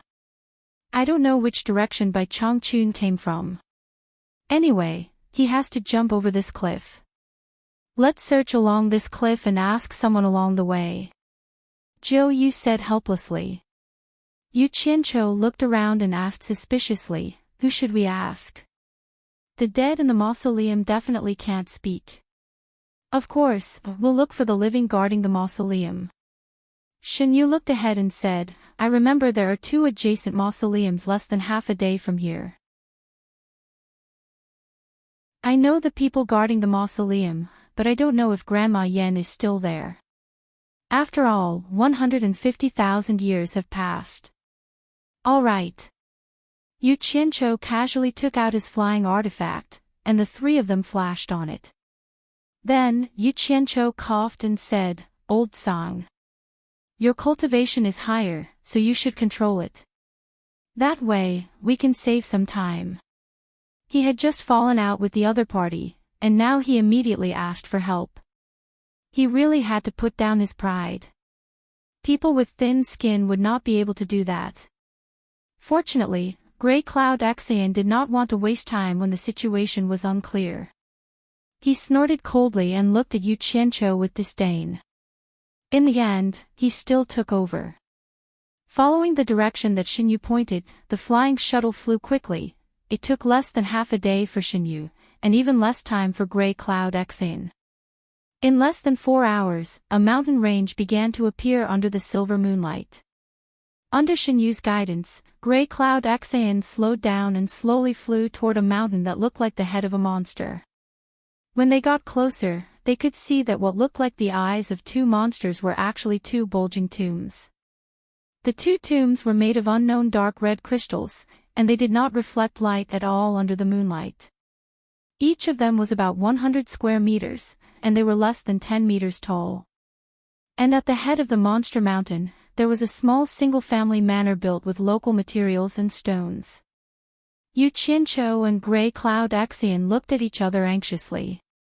After putting away the flying shuttle, Shinyu flew to the front and said loudly, "Is Grandma Yan here?" "Xiao Su is here to see you." In the silence, there was suddenly an "oh" in the silent stone manor.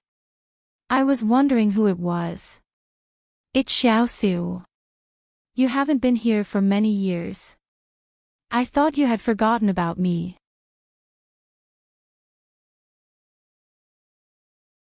Chapter 1059. It was an old woman's voice, calm and indifferent. Soon after, a gray-clothed old woman slowly walked out of the house. Her snow-white hair was tied up behind her head, and her face was covered in wrinkles. However, she was very spirited. She walked into the small courtyard with her back straight. She curiously looked at Yu Qianqiu and Cangyan Axian, who were in the air. "This old woman's cultivation is very high. I can't see through her cultivation." Cangyan Axian secretly transmitted his voice to Yu Qianqiu. He could tell that she was nervous. "Nonsense. She came down from the divine world to guard the tomb. It would be strange if her cultivation was low." Yu Qianqiu replied secretly. Both of them could tell that this woman was not a meditation cultivator. Under Shinyu's guidance, the three of them landed outside the courtyard. They didn't land directly inside as a sign of respect. Once the three of them walked into the courtyard, Shinyu quickly stepped forward and bowed. "Xiao Su greets Granny Yan." Yu Qianqiu followed suit and bowed. Yu Qianqiu greets Granny Yan. He was a polite person. He secretly looked at the environment of the courtyard and realized that it was too simple. He guessed that a person with such a state of mind wouldn't be a bad person, so he relaxed a lot. Cangyan Axian's mouth twitched. He glanced at Yu Qianqiu. It didn't seem right for him to stand there alone. Hence, he followed suit and bowed. Cangyan Axian greets Granny Yan. Granny Yan glanced at the two of them and didn't pay much attention to them. She looked at Shinyu and sighed. "Time flies. I don't know how long it has been since I lived here alone. Xiao Su, we haven't seen each other for at least 100,000 years, right? Why did you bring two strangers with you today? Why are you looking for me? Let me make this clear. Even if we are old acquaintances, I won't go out to do anything for you. You should know this." Shinyu smiled bitterly. "I remember Granny's words. You once said that the other tomb guard who lived with you in the past had divined for you. He told you not to go out and get involved with any karma. Otherwise, the tomb will be destroyed and you will die. As long as you remember." At this moment, a smile appeared on Granny Yan's face. She looked at Shinyu again and said with a smile, "You haven't made any progress in your cultivation after so many years. Looks like you've been slacking off. But it's good too. You'll be more at ease with a lower cultivation, and you won't cause any trouble for yourself. The person lying here in eternal sleep is a good example." Shinyu did not know whether to laugh or cry. "It's not that I'm slacking off, it's just that I haven't had the chance to cultivate all these years. I've been running for my life, so my cultivation hasn't improved much." Yu Qianqiu and Cangyan Axian stood behind him without saying a word. In fact, there was no room for them to interrupt. Escape. Grandma Yan was slightly taken aback and asked in astonishment, "What did you do?" Most of the people who are willing to guard the tomb here are people who have gotten rid of all distracting thoughts. Very few people would have the thought of fighting and killing again. Could it be that you have committed a great taboo and touched someone's tomb? Xiao Yu doesn't even know about this taboo. It's really a long story. Shinyu shook his head and said with a bitter smile, "I couldn't help but run out along that river because of a moment of impulse. As a result, I've caused many disasters and haven't found a chance to return. In fact, I've just returned from outside." You can actually pass through the heavenly barrier. How is that possible? Granny Yen let out a breath of cold air. Then, as if it had nothing to do with her, she regained her calmness. However, she seemed to have thought of something and tried to ask, Xiaosu, since you've been outside, have you heard of a girl called Taishu Xian? A girl called Taishu Xian. Shen Yu was stunned. After thinking for a while, he shook his head and said, I've never heard of her. Who is she? Yu Qianchou, who was at the side, also thought about it. He had heard of the ancestor of all demons, Taishu Jing, but he was a man. As for Taishu Xian's woman, he had never heard of it. As he thought about it, he tilted his head to look at Songyun Xan. Coincidentally, Songyun Xan also looked at him with a questioning look. Both of them immediately understood that no one had heard of her. She's the girl who lived with me and guarded the tomb together. Forget it. Since you don't know, forget it. Grandma Yen waved her hand and glanced at the other two. Xiao Yu, why did you bring two strangers to me? Shen Yu was afraid of causing a misunderstanding, so he immediately cupped his hands and said, they are my friends. We're looking for someone, and we're here to ask Grandma about this person. Then you found the wrong person. Grandma Yen shook her head and said, I rarely leave this mountain and almost never go out. I've cut off any contact with the outside world. How would I know the person you're looking for? As soon as she said that, Yu Qianchou's face darkened slightly. Shen Yu glanced at him and asked with a last glimmer of hope, the person we're looking for also broke in from the outside. It shouldn't have been too long since he broke in. With Grandma's cultivation, you should be able to sense if someone passed by here. Could it be? I'll naturally tell you if I know. Grandma Yen raised her hand and interrupted him. I haven't spoken so much for a long time. I'm not used to it. She suddenly paused and frowned, the person who broke in from the outside not long ago. She seemed to have thought of something. Yu Qianchou immediately became excited, but Grey Cloud Xian secretly transmitted a voice message to stop him. Yu Qianchou, don't interrupt. Grandma Yan's cultivation is unfathomable, and she doesn't seem to be interested in us. Don't annoy her. Let Shen Yu take his time. There's no hurry. Yu Qianchou thought about it and held back. That's right. Shen Yu said excitedly, Grandma, do you remember? It's been a long time since I've thought about things. My brain isn't working well. However, Xiao Yu reminded me of something. Grandma Yen pondered and said slowly, not long ago, Old Man Meng, who was guarding the tomb in the south, suddenly came to me angrily and asked me if I had seen an old man in a green robe. I asked him what was going on, and he said that he met an old man in a green robe not long ago. The old man passed by and asked him where this place was.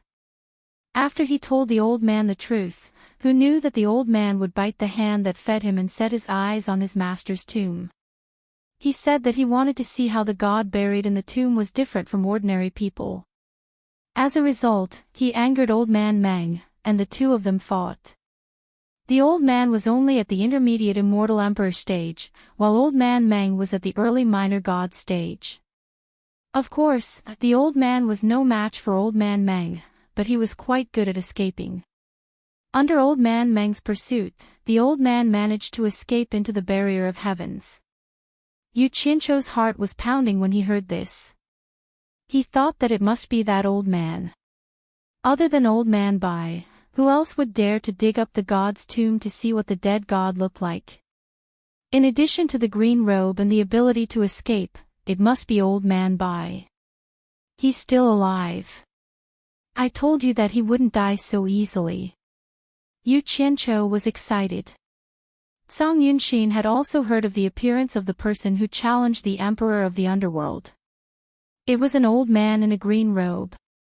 Now that he heard Granny Yan's words, he could roughly guess that it was the Bai Chongchun that Yu Qianchou was looking for. He didn't expect that the guy who had been seriously injured by the emperor of the underworld was still alive, and he was as arrogant as ever. He even wanted to dig up the tomb of the god of sin in front of the tomb keeper whose cultivation was obviously higher than his, knowing that it was the tomb of the god of sin. Wasn't he looking for a fight?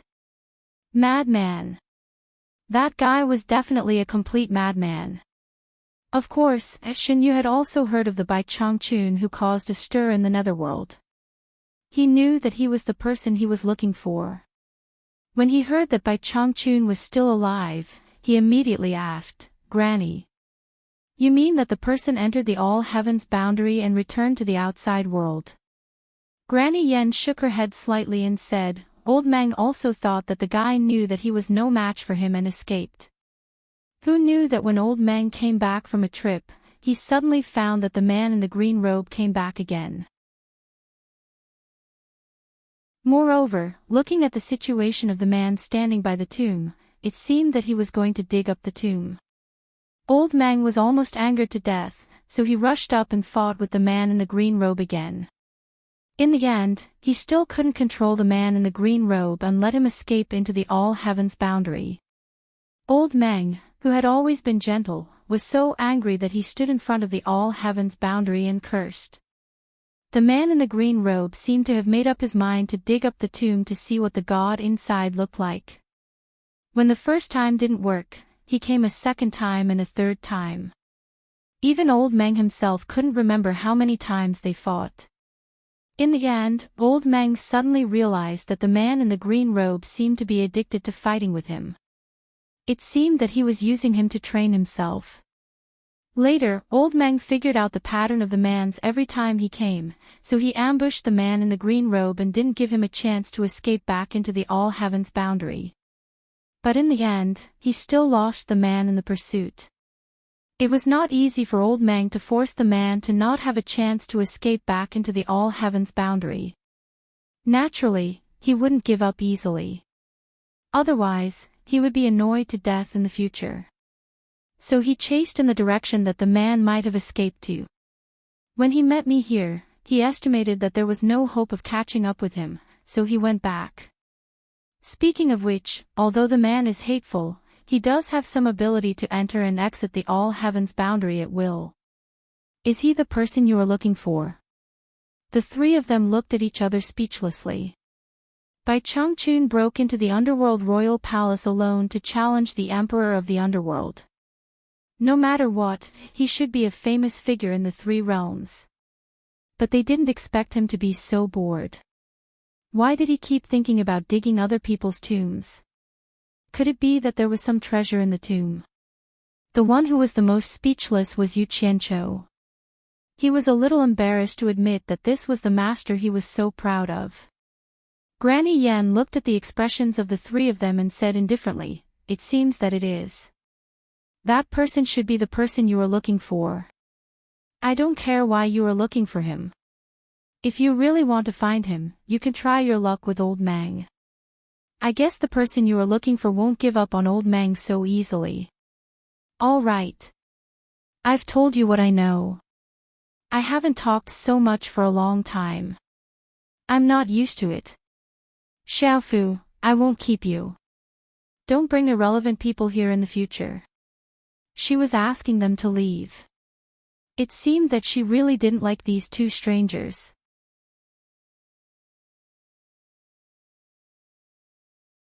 Chapter 1060. Since he had spoken so straightforwardly, the three of them naturally didn't want to stay and ask any more questions. With Jiu as the leader, they left one after another. The three of them walked out of the small courtyard obediently. Yu Qianqiu took out his flying instrument again. After the three of them boarded it, it was still Tsungyan Xian who drove it. Before leaving, the three of them once again bowed to Grandma Yen, who was standing in the courtyard. Just as the flying shuttle slowly flew away, Yu Qianqiu looked back again. His gaze inadvertently swept across the grave on the left side of the mountain, and he seemed to see a familiar name on the tombstone. That name flashed across his mind like a flash of lightning, but it was quickly captured by him. Immediately, he cried out in alarm, "Wait a minute. Old Song, stop." The flying shuttle that was about to accelerate suddenly stopped in the air. Sanghyun Aksayan looked back and said in a deep voice, "What do you want again? Don't be crazy again. Don't you know where you are?" Grandma Yen, who was about to turn back to her house in the courtyard, also turned around when she heard the voice. Her eyes flickered as she stared at the few people on the flying shuttle. Jiu Yu awkwardly bowed to Yu Qianqiu and apologized. Then, he gently pulled Yu Qianqiu and said in a low voice, "If you have anything to say, wait until we leave this place. Don't make too much noise here. If you disturb the resting dead, Grandma Yen will not be happy." Yu Qianqiu raised his hand and waved away his hand that was pulling him. His puzzled gaze kept sweeping back and forth between the two piles of graves that looked like the eyes of a monster. On the tombstone on the left was written, "Father, Taishu Zhang's tomb." "Woman, Taishu Xian's tomb." On the right was written, "Husband, Moon God's tomb." "Wife, Yan's tomb." Taishu Zhang. Taishu Xian. Aren't all the gods buried here? Why is Taishu Zhang's tomb here? Yu Qianqiu's eyes narrowed slightly, frowned and pondered for a while, shook his head and muttered to himself, "Maybe it's a coincidence that we have the same name." Then he came to his senses, waved his hand at Sanghyun Aksayan and said, "It's all right, I didn't leave, right?" Since the two of them were standing so close to each other, Sanghyun Aksayan naturally heard what he said. He looked at Taishu Zhang's tombstone with some doubt and was prepared to ask about it later. Just as he was about to drive the flying shuttle, he heard Grandma Yan's voice coming from below, "Wait." The three of them were shocked, thinking that Yu Qianqiu's loud voice had angered her. Shen Yu immediately smiled bitterly and cupped his hands at her. "Grandma Yan, please calm down. It's his first time here and he doesn't know the rules here. Granny Yan, please be magnanimous and let him off." There was no other way. If something were to happen to Yu Qianqiu, he would also be in trouble. Thus, he could only try his best to help. "I'm not as heartless as you think." Grandma Yan's eyes became bright and lively. She raised her hand and pointed at Yu Qianqiu and said, "You actually know about Taishu Zhang and Taishu Xian. This old lady is a little surprised. Why don't you come down and have a good chat with this old lady? I told you not to talk nonsense, but you didn't listen. Look at you now." Sanghyun Aksayan secretly sent a voice transmission angrily. Yu Qianqiu looked at Shen Yu speechlessly, as if he was asking if it would be okay. While Shen Yu was also trying to figure out Grandma Yan's intention, Grandma Yan had already teleported to the tomb on the left. She waved at Yu Qianqiu, who was in the air, and said, "Don't worry. If I still have a fiery temper, I wouldn't be guarding the tomb here. Come down and have a chat with this old lady. I have something to ask you." Yu Qianqiu paused, then cupped his hands and said with a hearty smile, "I'll do as you say." In a flash, he appeared in front of the tomb on the left. He looked abnormally short in front of the 7 to 8 meters tall tombstone. The dark red words on the tombstone were like a bloody mouth that wanted to devour him. It made him feel a little uncomfortable. "I wonder what Grandma Yan wants to ask this junior?" Yu Qianqiu asked respectfully. Grandma Yan walked to the tombstone and raised her hand to touch the three relatively small words, Taishu Xian. After a while, her palm landed on the word Xian. She tilted her head and looked at Yu Qianqiu with a smile. "If I remember correctly, you used to call yourself Yu Qianqiu, right? Grandma has a good memory. I just said my name casually once, and Grandma remembered it." Yu Qianqiu cupped his hands in amazement and said, "That's right. I am indeed Yu Qianqiu." The two people on the flying shuttle showed a disgusted look at the same time. "What a glib-tongued junior. I'm not so old that I can forget what I just heard." Grandma Yan retracted her hand from the tombstone.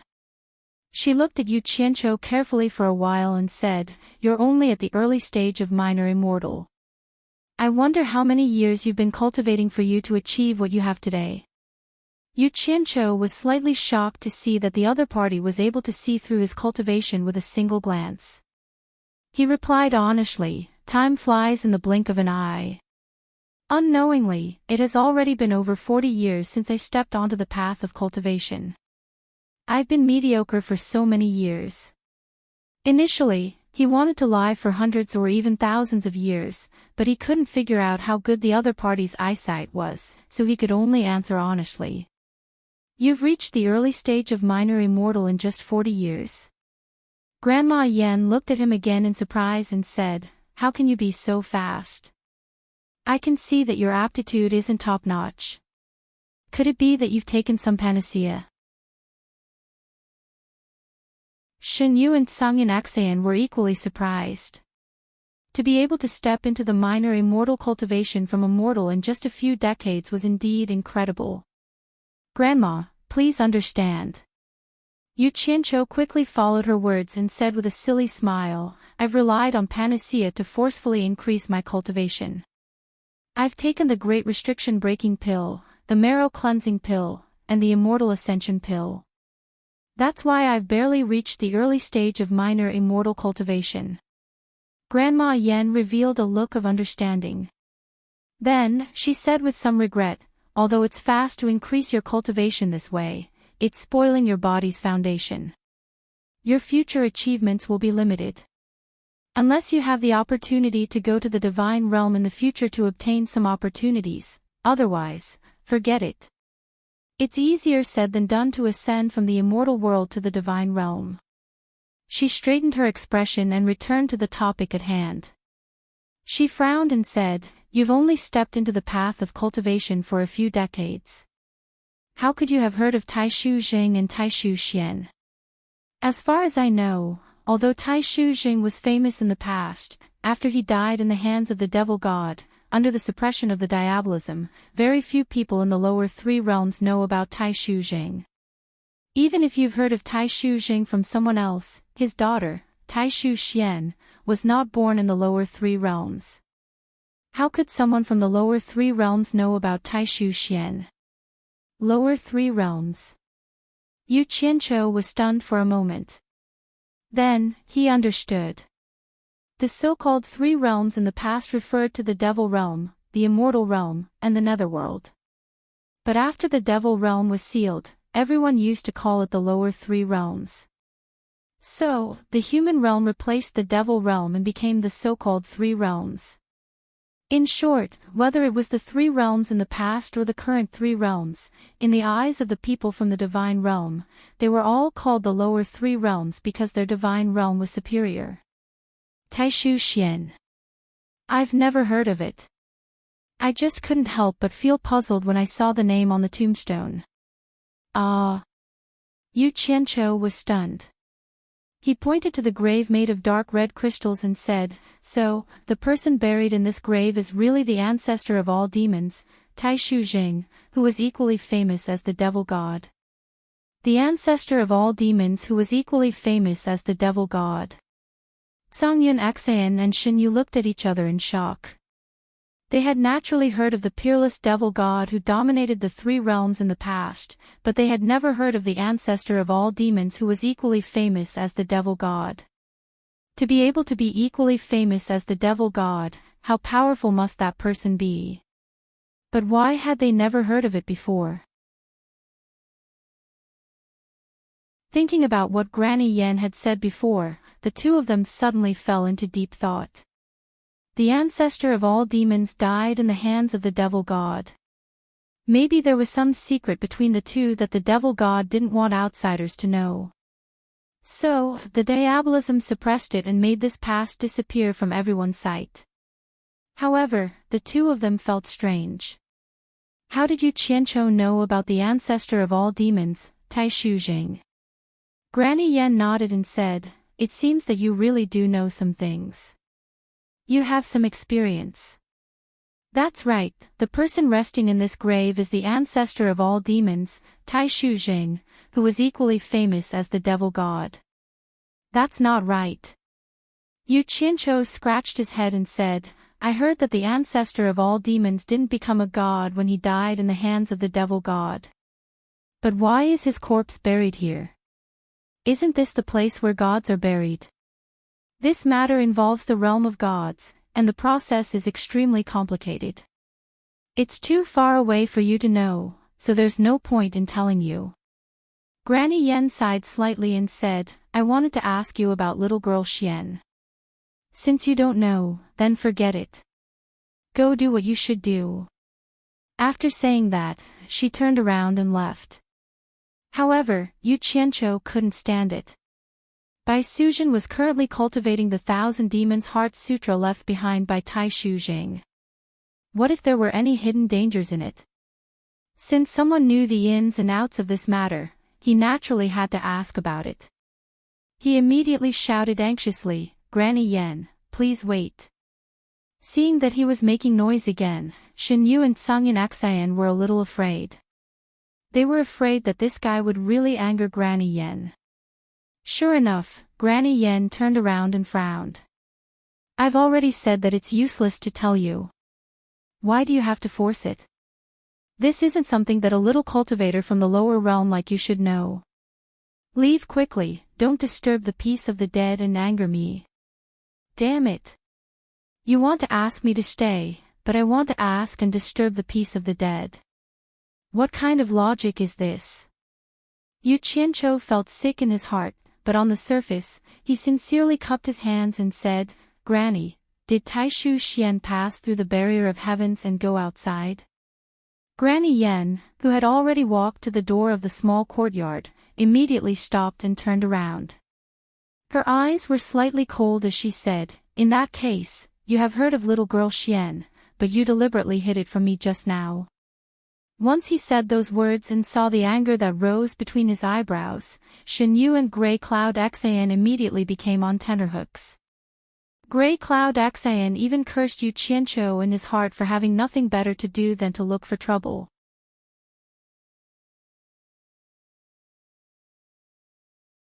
Chapter 1061. Yu Qianqiu, on the other hand, did not think this way. He was more confident in bargaining because he had guessed Tai Shu Xian's whereabouts correctly. He cupped his fists respectfully and said, Junior has always yearned for those legendary seniors. Therefore, every time I hear about their deeds, if I don't ask them about it, I will feel as if I'm sitting on pins and needles. Because of this, I heard some things about the ancestor of all demons, Tai Shu Jing, and was able to talk to Grandma face to face. If Granny is willing to tell me the details, I will immediately use all the forces in the three realms to track down the whereabouts of Tai Shu Xian. You are just a lowly pawn in the early stage of small immortal. How dare you ask me to use all the forces in the three realms to help me find that person? Humph. How many people can you use with your lowly cultivation? Granny Yen said as she approached him step by step. She said in a deep voice with a frosty face, How dare you play the game of bargaining in front of me? It seems that I have to teach you a lesson. Yu Qianqiu had always been one to achieve his goals. Every time something big happened, he would remain calm. He squinted his eyes and did not show any fear. Instead, he calmed down. Without moving, he cupped his hands and replied calmly, Granny, you are wrong. Although my cultivation is not high, I am afraid that few people in the lower realm can compare to me in terms of connections. Seeing that the other party was still approaching, he raised his bargaining chip again and said, Let's not talk about anything else. I have the decree of the immortal emperor in the immortal world, so I can travel freely in the immortal world. I also have the token of the emperor of the underworld given by the emperor of the underworld, so I can do whatever I want in the underworld. Except for the devil realm which is sealed and I can't enter, I think it is not difficult to find someone in the lower realm. As long as she is still in the lower realm, I have a way to find her. Then he pointed at Shen Yu and continued to raise his bargaining chip. He said confidently, In order to find the person who broke into this place, I can even find Shen Yu and enter the barrier of heavens to search.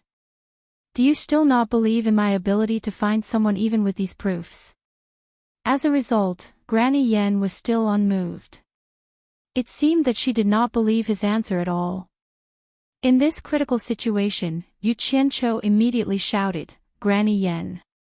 Even a person with a wide network like me has never heard of Taishu Xian in the lower realm. Aren't you worried that something has happened to her? Don't you want me to help you find out about her? Even if she is dead or alive." These words were like a spell that immediately froze Grandma Yen a few steps away from Yu Qianqiu. Yu Qianqiu secretly heaved a sigh of relief. Songyun Xian and Xinyu, who were extremely nervous, slowly let out a sigh of relief. Although they were fine for the time being, the two of them were still very worried. Their eyes stared down without moving. Although the cultivation of the immortal emperor and the emperor of the underworld are nothing in the god realm, they are still the overlords of a realm in the lower realm. How can they be friends with a minor immortal like you? Granny Yen looked at Xinyu and said, "Xiao Yu. Tell me honestly, is what he said true or false?" Although the cultivation of the immortal emperor and the emperor of the underworld are nothing in the god realm, they are still the overlords of a realm in the lower realm. How can they be friends with a minor immortal like you? Granny Yen looked at Xinyu and said, "Xiao Yu. Tell me honestly, is what he said true or false? If you dare to help him deceive me, don't blame me for being rude. Even if he is deceiving you, my life is in his hands. Killing him is no different than killing me. I can't not help him." Xinyu smiled bitterly in his heart and replied, "Granny, you're worrying too much. In the outside world, his strength in the lower three realms is indeed extraordinary.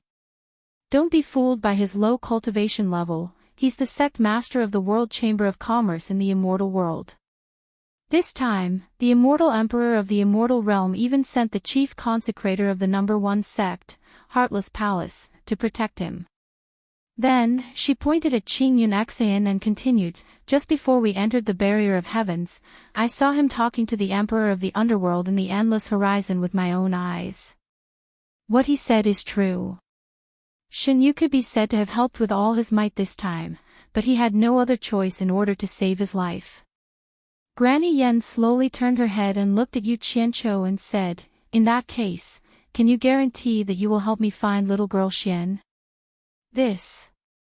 Yu Qianqiu pondered for a while, then shook his head and said, "I never boast shamelessly. If I can do it, I can do it. If I can't, I won't boast. If Granny says that she will, I can't guarantee that I will definitely help you find her. Since she has not been famous for so many years, I am worried that she might have met with an accident. But as long as she left some clues outside, I'll be able to find out about her." Qingyun Xian, who was on the flying shuttle, really wanted to despise him. Wasn't he boasting shamelessly? The outside world was so big, and so many years had passed. Even if the emperor of the underworld and the immortal emperor joined forces, they might not be able to find out anything about Taishu Xian from some clues. "You're amazing. You're more amazing than Jin Tai and Bai Qi combined." Although he thought about it, he naturally wouldn't expose it. After all, it also involved his fate. However, he still quite admired that guy. As long as he was determined, he dared to lie to anyone. He was really audacious. Jiu Yu, who was helping the villain, looked at Yu Qianqiu speechlessly. Little did he know that Yu Qianqiu didn't promise to do everything. Instead, it made Granny Yen believe in his ability. This was Yu Qianqiu's method of loosening the reins only to grasp them better. In short, regardless of whether Granny Yen really believed him or not, the expression on her face finally eased. She asked lightly, "How are you going to help me find information about Xianyu?" Yu Qianqiu made up his mind. He cupped his hands and said, "Of course I have to ask Senior to tell me about her appearance and characteristics. Otherwise, I don't even know what she looks like. How can I send people to find her? And the approximate time she left here. Of course, the more detailed, the better." Granny Yen thought about it seriously. After a while, she slowly said, I really don't remember the specific time since I passed my days here. It should be about 200,000 years. She is very beautiful. If someone saw her at that time, they would definitely remember her, so it shouldn't be difficult to find out. But I'm really afraid that her appearance will bring trouble to herself. Although she was born in the god realm, due to a strange fate, she was born with the underworld body. In other words, she is a meditation cultivator.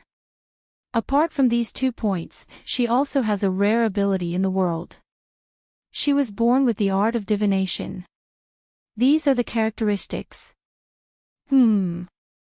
After Granny Yen finished speaking, she suddenly realized that Yu Qianqiu was stunned and seemed to be distracted. She immediately snorted angrily and said, Did you hear what I said? No, the art of divination. Yu Qianqiu muttered to himself blankly. He recalled the underworld saintess he met in the East Holy Land Palace. It seemed like she knew the art of divination. At that time, he felt that it was a little strange, so he had a deep impression of her. He shook his head slightly in disbelief and said, Could it be her?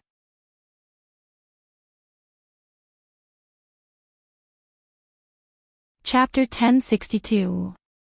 As soon as he said this, although his voice was soft, it immediately attracted the attention of the 3 people. They all looked at him in disbelief. Grey Cloud Axayan stared blankly for a moment, then his lips curled into a disdainful smile. Based on his understanding of Yu Qianqiu, he didn't think there was such a coincidence. Yu Qianqiu knew him as soon as he said he knew him. He guessed that Yu Qianqiu was trying to swindle him again. There was really nothing he didn't dare to do. Granny Yen regained her calmness after her surprise. She also didn't believe that there was such a coincidence. She dragged out a non-committal "oh" and said, It seems that there is no lack of coincidences in this world. Could it be that you've seen little Xian? Yu Qianqiu thought about the scene when he bumped into the underworld saintess. He waved his hand and asked thoughtfully, I'm not sure. Granny Yen, does the Taishu Xian you mentioned like to wear black clothes, have long hair that goes down her shoulders, and cover half of her face with a black veil? Listening to him speak so clearly, Zhang Yunxin and Shen Yu looked at each other as if asking each other if they believed what he said. Granny Yan's eyes lit up and she said excitedly, That's right. Little girl Xian had always had long hair that was unrestrained, and she liked to wear black clothes. As for the black veil that covers half of her face, it must be to hide her appearance. Does the person you mentioned know divination? Yu Qianqiu shook his head and smiled bitterly. It's because you said Taishu Xian knows divination. When I first met that person, she used a pentagonal black sand table to perform divination for me. Black sand table? Granny Yen interrupted him in surprise. She took a step forward and grabbed Yu Qianqiu's wrist. She said excitedly, That's right, it can't be wrong. Little Xian is used to using black sand to perform divination. You must have seen her. Tell me, what happened to her? Zhang Yunxin and Shen Yu looked at each other again. Really? She can't be so accurate, right? Yu Qianqiu grimaced and waved his hand. With a twisted expression, he said, Granny Yen. I know that you have a high cultivation level. Let's talk nicely. There's no need to get physical. Grandma Yen immediately reacted. She was too excited and used too much strength to pinch him. She let go of her hand in embarrassment and apologized, I lost my composure. Sigh. I am greatly indebted to her mother. Before she passed away, she entrusted her to me to take care of her. For so many years, there has been no news of her. Now that I suddenly received news of her, I can't help but lose control of my emotions. I hope that you can understand this old woman. I'm sorry. Understood. Understanding. If that's the case, then there's no mistake. We're talking about the same person. Yu Qianqiu waved his hand heartily and said with a hearty laugh, I've never known her name, but it turns out that her name is Taishu Xian. Hee hee. It seems that some things are predestined by the heavens. She and I are good friends, and she has a close relationship with you, Granny. Now that I have met you, Granny, if this isn't fate, then what is it? You're good friends with her. Grandma Yan looked at Yu Qianqiu with an infinitely gentle expression. She reached out to hold his hand and patted it gently, like a grandmother looking at her grandson. She nodded repeatedly and said, "That's right. It's indeed fate. Tell me quickly, how is she now?" Sunyan Axayan and Xinyu were dumbfounded as they watched the two of them turn from a hostile couple into a close family. They didn't expect the world to be so unpredictable. It was really a coincidence that the Taishu Xian that Grandma Yan was looking for turned out to be a good friend of Yu Qianqiu. Even in their dreams, they didn't expect that Yu Qianqiu would pull their relationship all the way to the netherworld forbidden area. Yu Qianqiu didn't care so much. He was worried that the myriad demon heart sutra that Bai Suzhen was cultivating might have some hidden dangers. He wanted to deceive her and figure out the situation first. As for the future, he could think about it later. Anyway, he didn't do anything against reason, so there was no need for him to feel guilty. Thus, he patted Grandma Yan's hand intimately and said with a smile, "Granny, you can rest assured. Taishu Xian is living very well now. I'm afraid that no one in the netherworld or immortal world dares to touch her." "Oh. What do you mean?" Grandma Yan held his hand with both her hands, like a grandparent and grandchild who hadn't seen each other for a long time talking about their family. This happy scene was enviable to the onlookers. Yu Qianqiu looked back at the two people on the flying shuttle with a smile and said, "Actually, speaking of this Taishu Xian, although you haven't seen her before, the two of you must have heard of her great name. Her current status in the netherworld can be said to be second only to the Emperor. Can you guess who she is now?" Sunyan Axayan and Xinyu were confused at first. Then, they looked at each other and cried out in unison, "Madam Hei Qi." Grandma Yan frowned and said, "Madam Hei Qi. Could it be that little Xian has found a man she likes?" "Ah." Yu Qianqiu's face twitched. He looked at the two disdainfully and said, "Is that all you know? Madam Hei Qi is nothing. She is only the concubine of the Emperor of the Underworld, Bai Qi. Haven't you heard of the Underworld Saintess?" "Underworld Saintess?" Sunyan Axayan and Xinyu cried out in surprise again. The two of them had naturally heard of the Underworld Saintess. However, this person was even more reclusive than the Emperor of the Underworld. She almost lived in seclusion in the Underworld Royal Palace.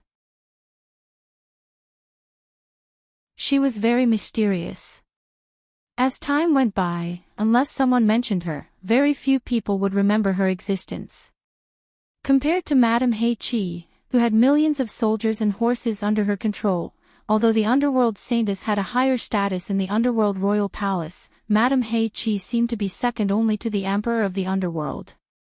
At this moment, Sunyan Axayan really wanted to ask Yu Qianqiu, "Are you kidding me?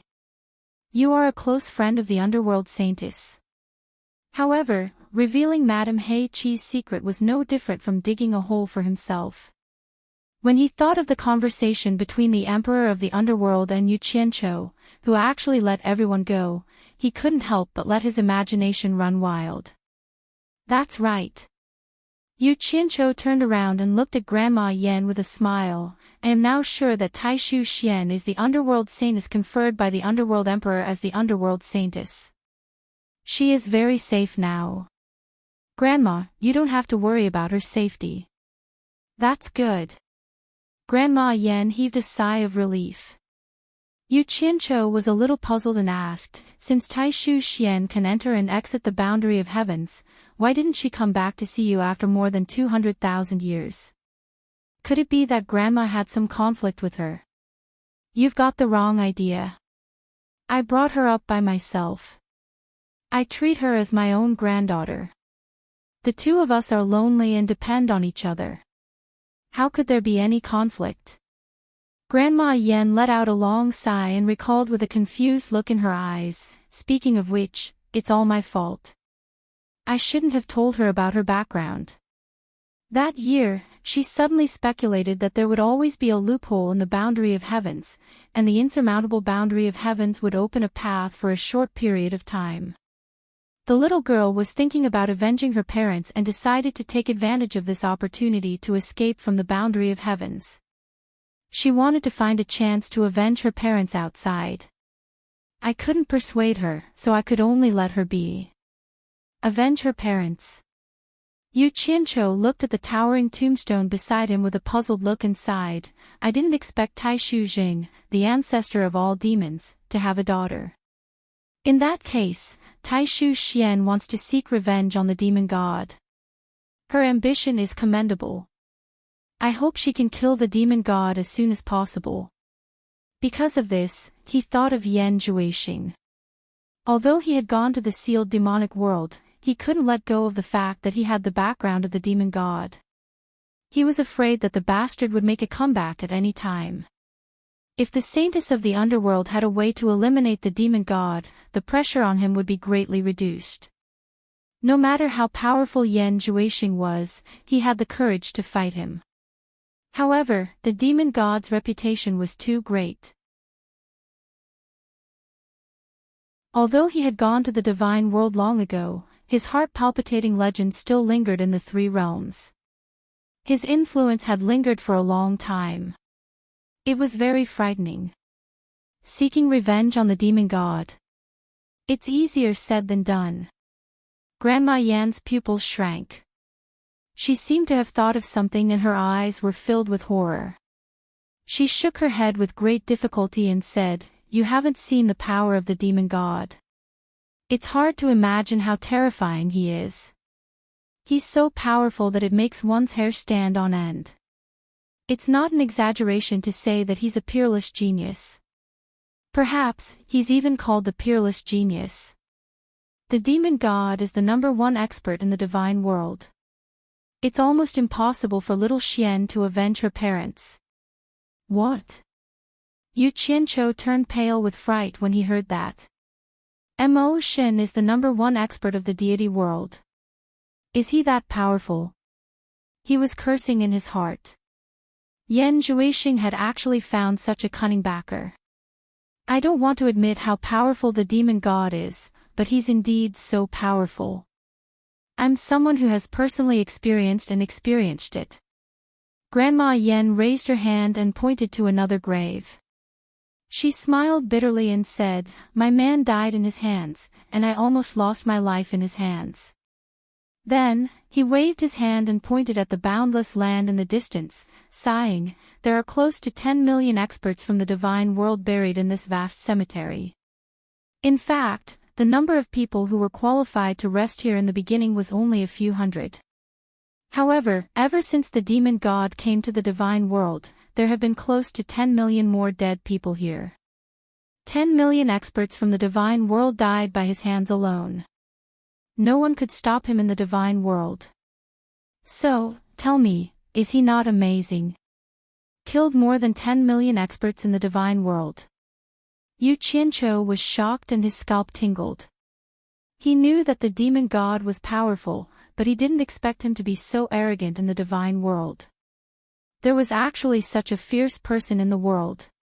But then he felt that something was wrong. He scratched his head with a trace of doubt and said, "Are there so many gods in the divine world? Just the number of people who died is almost 10 million. Then the gods in the divine world are too worthless. This is just a misunderstanding. The divine world has been multiplying for countless years and there are already trillions of living creatures.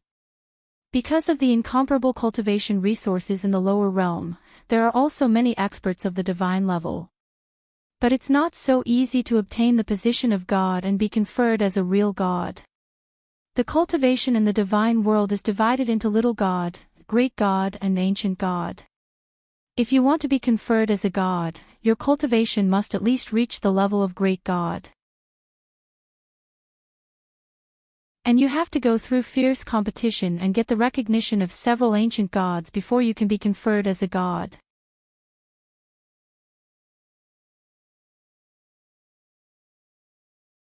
Chapter 1063. Speaking up to this point, Grandma Yen shook her head with a bitter expression and said, however, it's precisely because the few ancient gods held the power to become gods that they provoked the demon god. He single-handedly turned the entire divine world into a bloodbath, and it almost fell apart and couldn't be resolved. Although they were shocked by the fierceness of the demon god, they couldn't help but admire him. He was indeed a peerless genius. He single-handedly turned the entire divine realm upside down. What kind of demeanor was that? The demon god made such a big movement in the divine realm. Could it be that he wanted to share the power to become gods with the few ancient gods? Yu Qianqiu wondered. After all, people rarely went on a killing spree if there was no conflict of interest. No. It's not because of this. Granny Yen let out a long sigh and said, deities are also made by humans. No matter how high the cultivation of a god is, he is still a human. Humans have selfish thoughts. The few ancient gods held the power to become gods.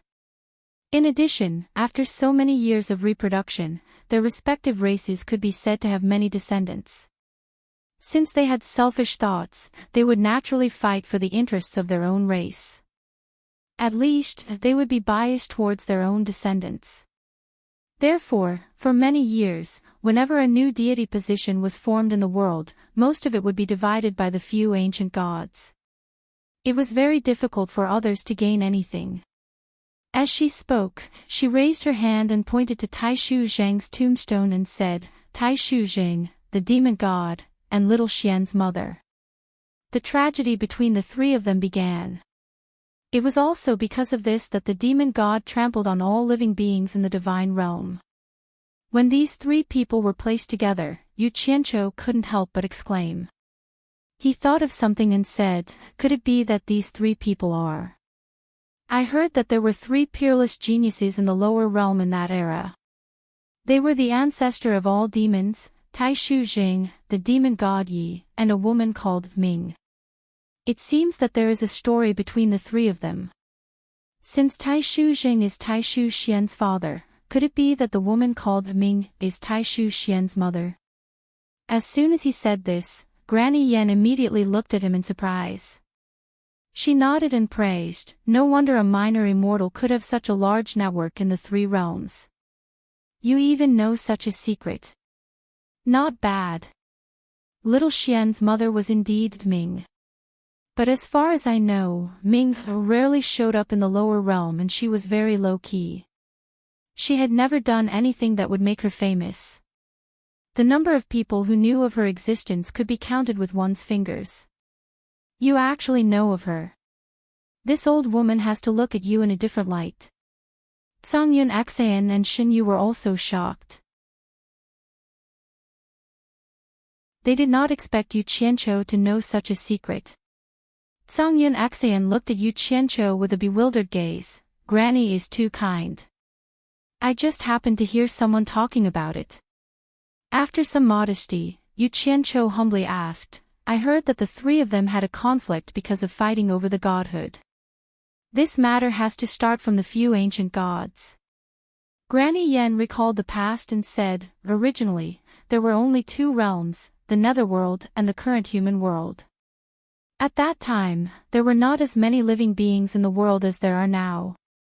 All kinds of living beings mixed together.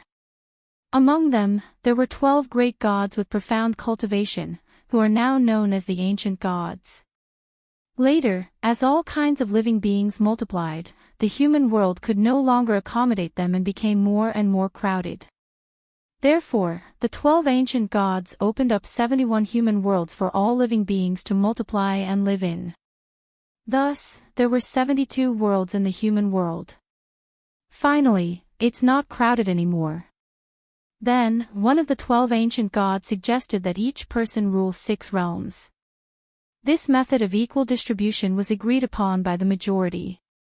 However, the war god of the 12 ancient gods felt that it was unreasonable to divide the realms equally. They should divide the realms according to their strength. Due to his unfathomable strength, most people dare not speak out even if they are angry. Moreover, the two experts among the 12 ancient gods who can suppress the war god are not here. The publicly acknowledged number one expert, Tao, is elusive, appearing and disappearing from time to time. No one has seen him face to face. Among the 12 ancient gods, the great coiling dragon god and the great phoenix god only follow Tao's orders. Before receiving Tao's decree, they will not express any opinion on this matter. The other indignant ancient gods could only find another great god who could suppress the war god, Yi, to uphold justice. However, Yi's whereabouts were also uncertain. He often traveled in the vast sea of stars in the universe. Just when the war god was about to make a mess, Yi suddenly returned from the vast universe. The other ancient gods were overjoyed and looked for him to uphold justice. Therefore, Yi found the war god and persuaded him to keep the peace. In the end, the war god refused to accept his mediation. As expected, the two of them fought. They fought several times. The war god was no match for Yi. In his anger, he ignited the 2 souls and 7 spirits of his 3 souls and 7 spirits, wanting to perish together with everyone. Yi had no choice but to draw the supreme god bow and attach his life spirit to it. The other 2 souls and 7 spirits attached to the 9 heaven and earth splitting arrows. He shot 9 arrows in a row and sealed the ignited 2 souls and 7 spirits of the war god in 9 different time and space. An unprecedented battle that shocked the ancient gods ended just like that. And the 2 ancient gods fell apart just like that. Yu Qianqiu and the others listened with rapt attention. In fact, they had more or less heard of this legendary battle. It was just that too much time had passed, and there were many different versions of it. This was the first time they had heard of such a detailed story, and they couldn't help but sigh with emotion. TSK. A godly bow and arrow that could even seal a war god. Its power is truly extraordinary. I wonder where these godly weapons ended up in the end. Yu Qianqiu suddenly asked. He was thinking that if he could gather the 10,000 swords of the demon monarch of swords into one, heaven and earth splitting arrow, and then find the supreme god bow, he should be able to deal with the demon monarch. It would be even better if he could kill the demon monarch with 1 arrow. Divine weapons can only be obtained by those who are fated.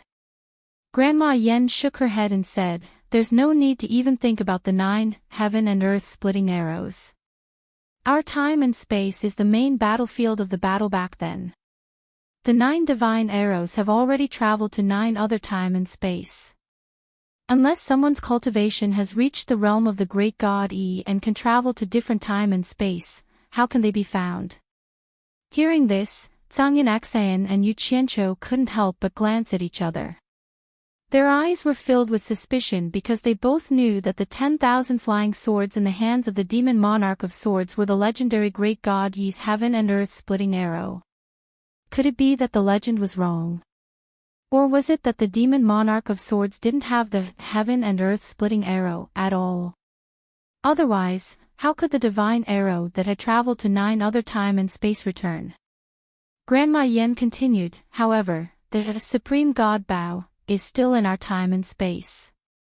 Moreover, it's very likely that it's lying dormant in one of the 72 worlds in the human world. It's just that even the ancient gods couldn't find it. We don't know where it has gone." "What happened after that?" Yu Qianqiu asked while the iron was hot. He still had to look for Bai Changchun and didn't have time to waste here. Naturally, it was better to get to the bottom of things as soon as possible. Grandma Yen didn't hide it from him. She tilted her head to look at the tomb of the moon god inside. After that war, the 72 worlds that were originally divided by 12 people became 10 people. Naturally, they couldn't even share it even if they wanted to. In the end, they had to go to war again. At this time, the great phoenix god brought the decree of Tao. He asked them to stop fighting and give up the 72 worlds in the human world to all living beings. He asked the gods to open up a new world to live in and restricted them to not easily step into the human world in the future. When Yu Qianqiu heard this, he couldn't help but ask, I heard that there's an illusory god in the god realm.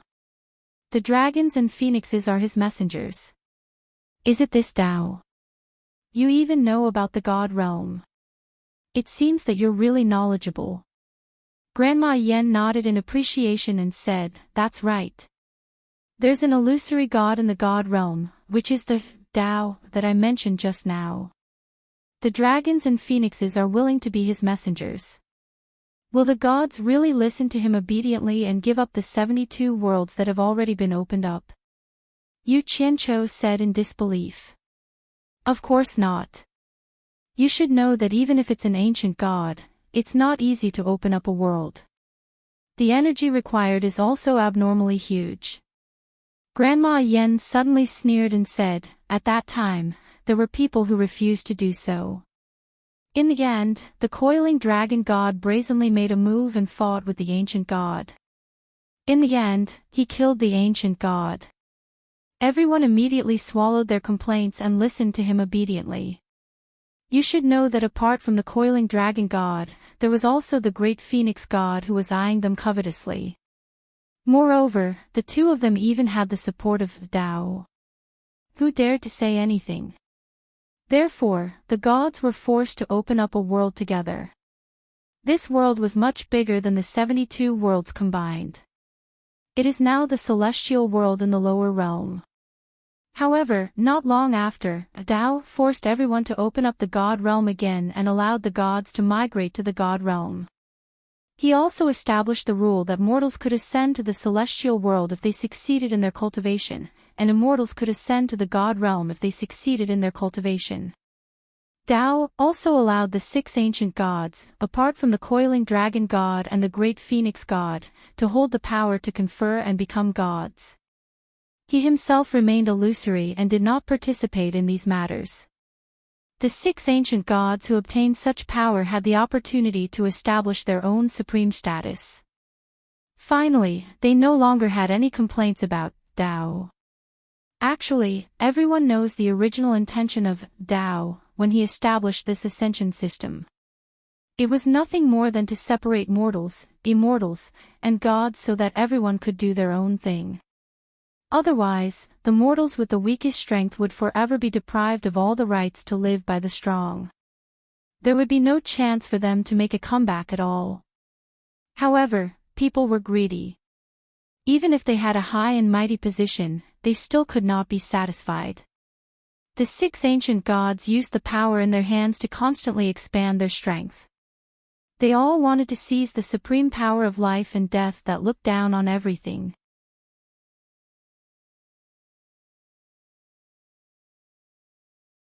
Chapter 1064.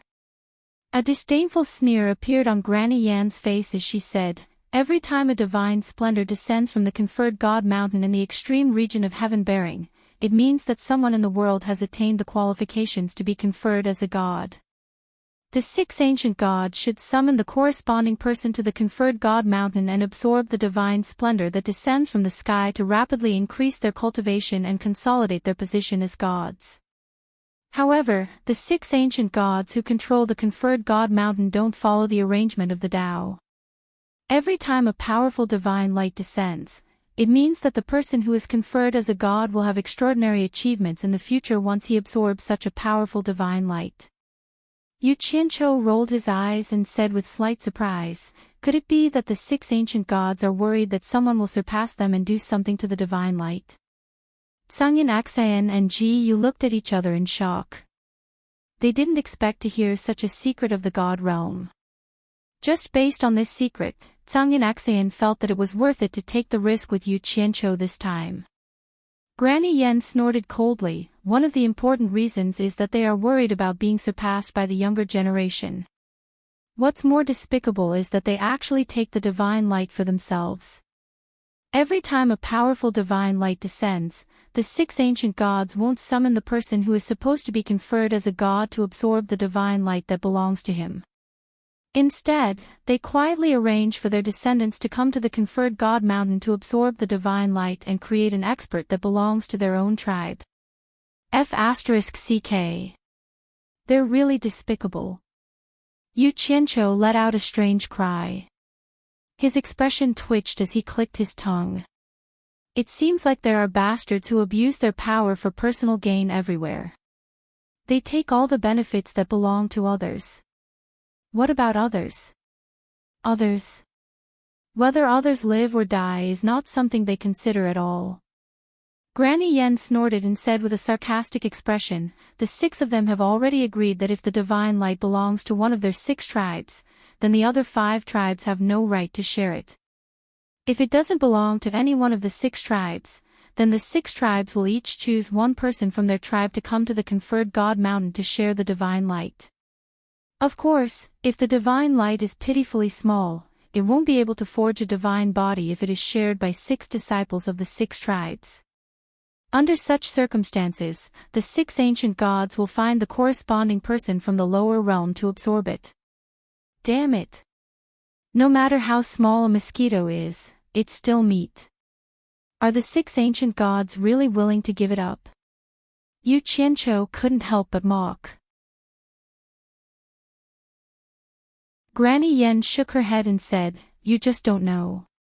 It's not that the 6 ancient gods want to give up, but if the divine essence is too little, it can only help one person forge a divine body. If the disciples of the 6 races share it, not only will they not be able to forge a divine body, but it will also harm them. This was because once you absorbed the divine essence, no matter how much you absorbed, you wouldn't be able to absorb any more even if you were given another chance. Usually, the amount of divine essence you absorb represents the level of your future achievements. Anyway, it won't pose any threat to the people of the lower realm even if they absorb it. Hence, under the situation where none of the 6 ancient gods wanted to let the other party take advantage of them, they gave the cultivators of the lower realm a chance to become a god.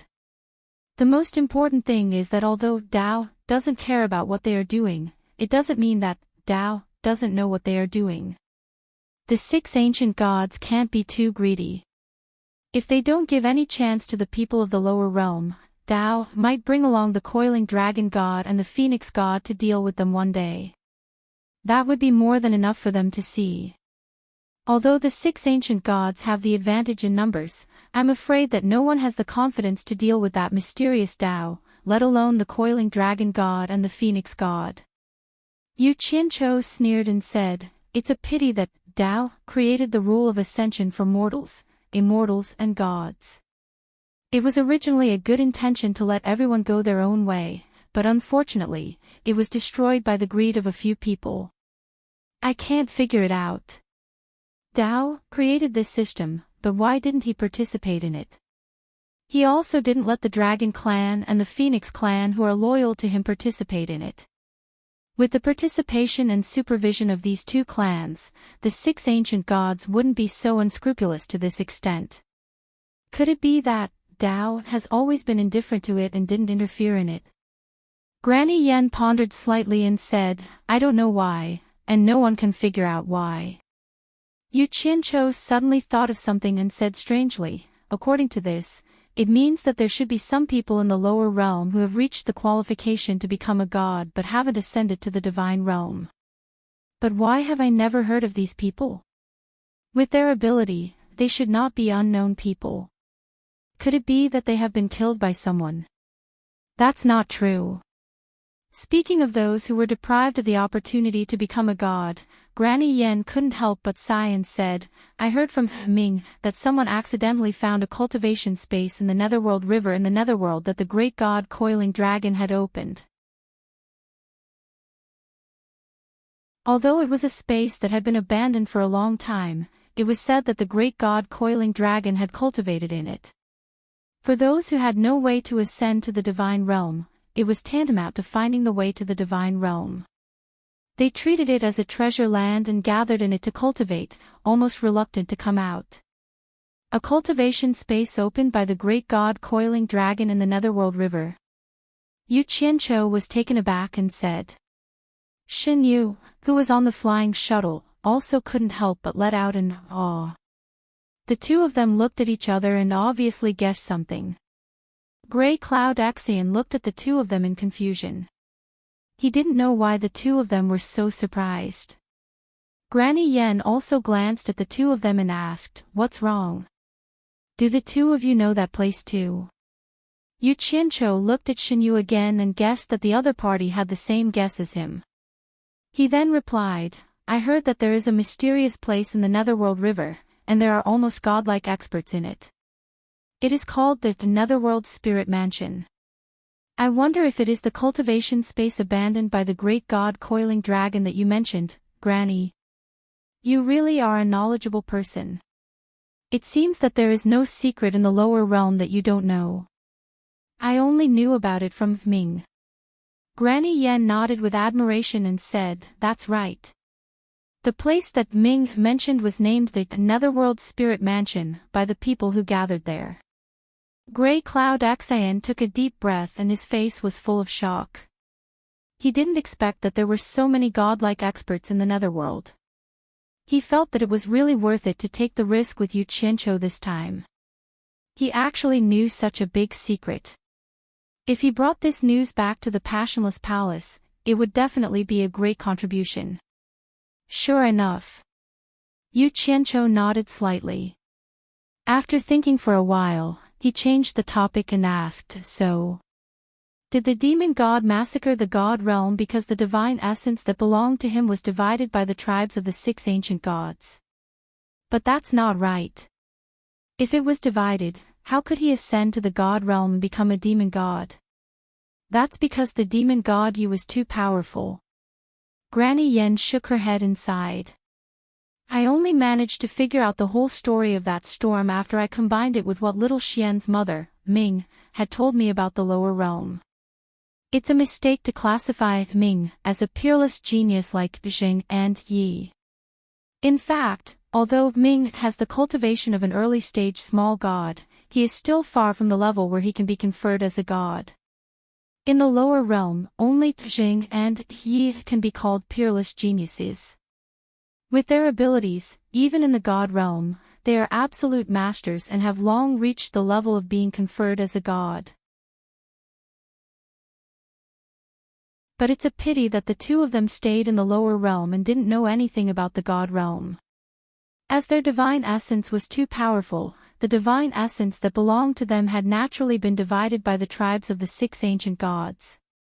Zheng and Yi were originally friends. Their cultivation was rare in the world.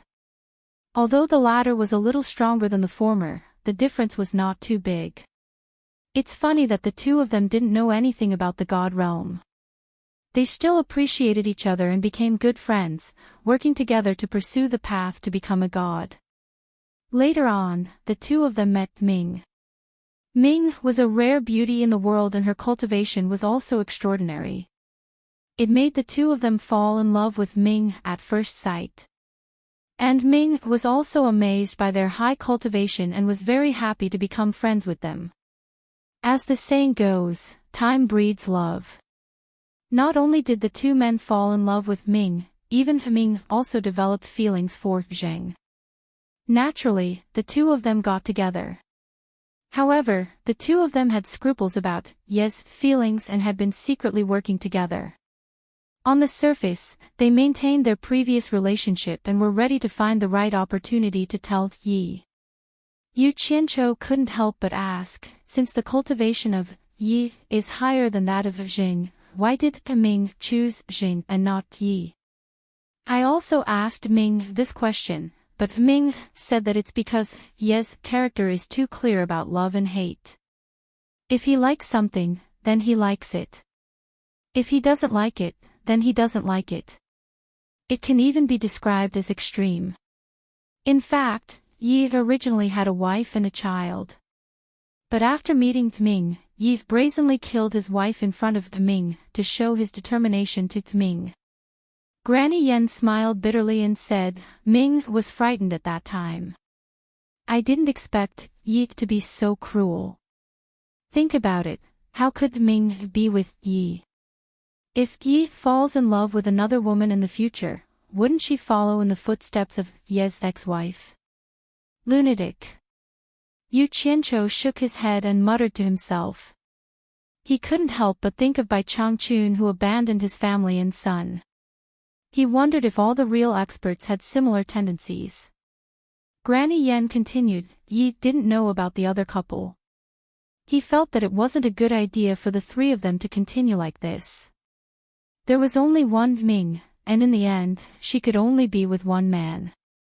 So, he secretly looked for Zheng and proposed a solution. He asked for them to cultivate in seclusion together. Whoever obtained the qualification to ascend to godhood first would give up the competition for Ming. In the face of such a ridiculous method, Justice can completely reject it because Dark has already secretly cooperated with him. At the very least, Dark has the right to make her own choice. It's not up to the two men to gamble with her life. However, a person who could reach the level of Zheng was naturally a proud person. He didn't think that he was weaker than his opponent. In the end, he was provoked by Yi and agreed to the bet with Yi behind Ming. Don't you think such a man is a fool?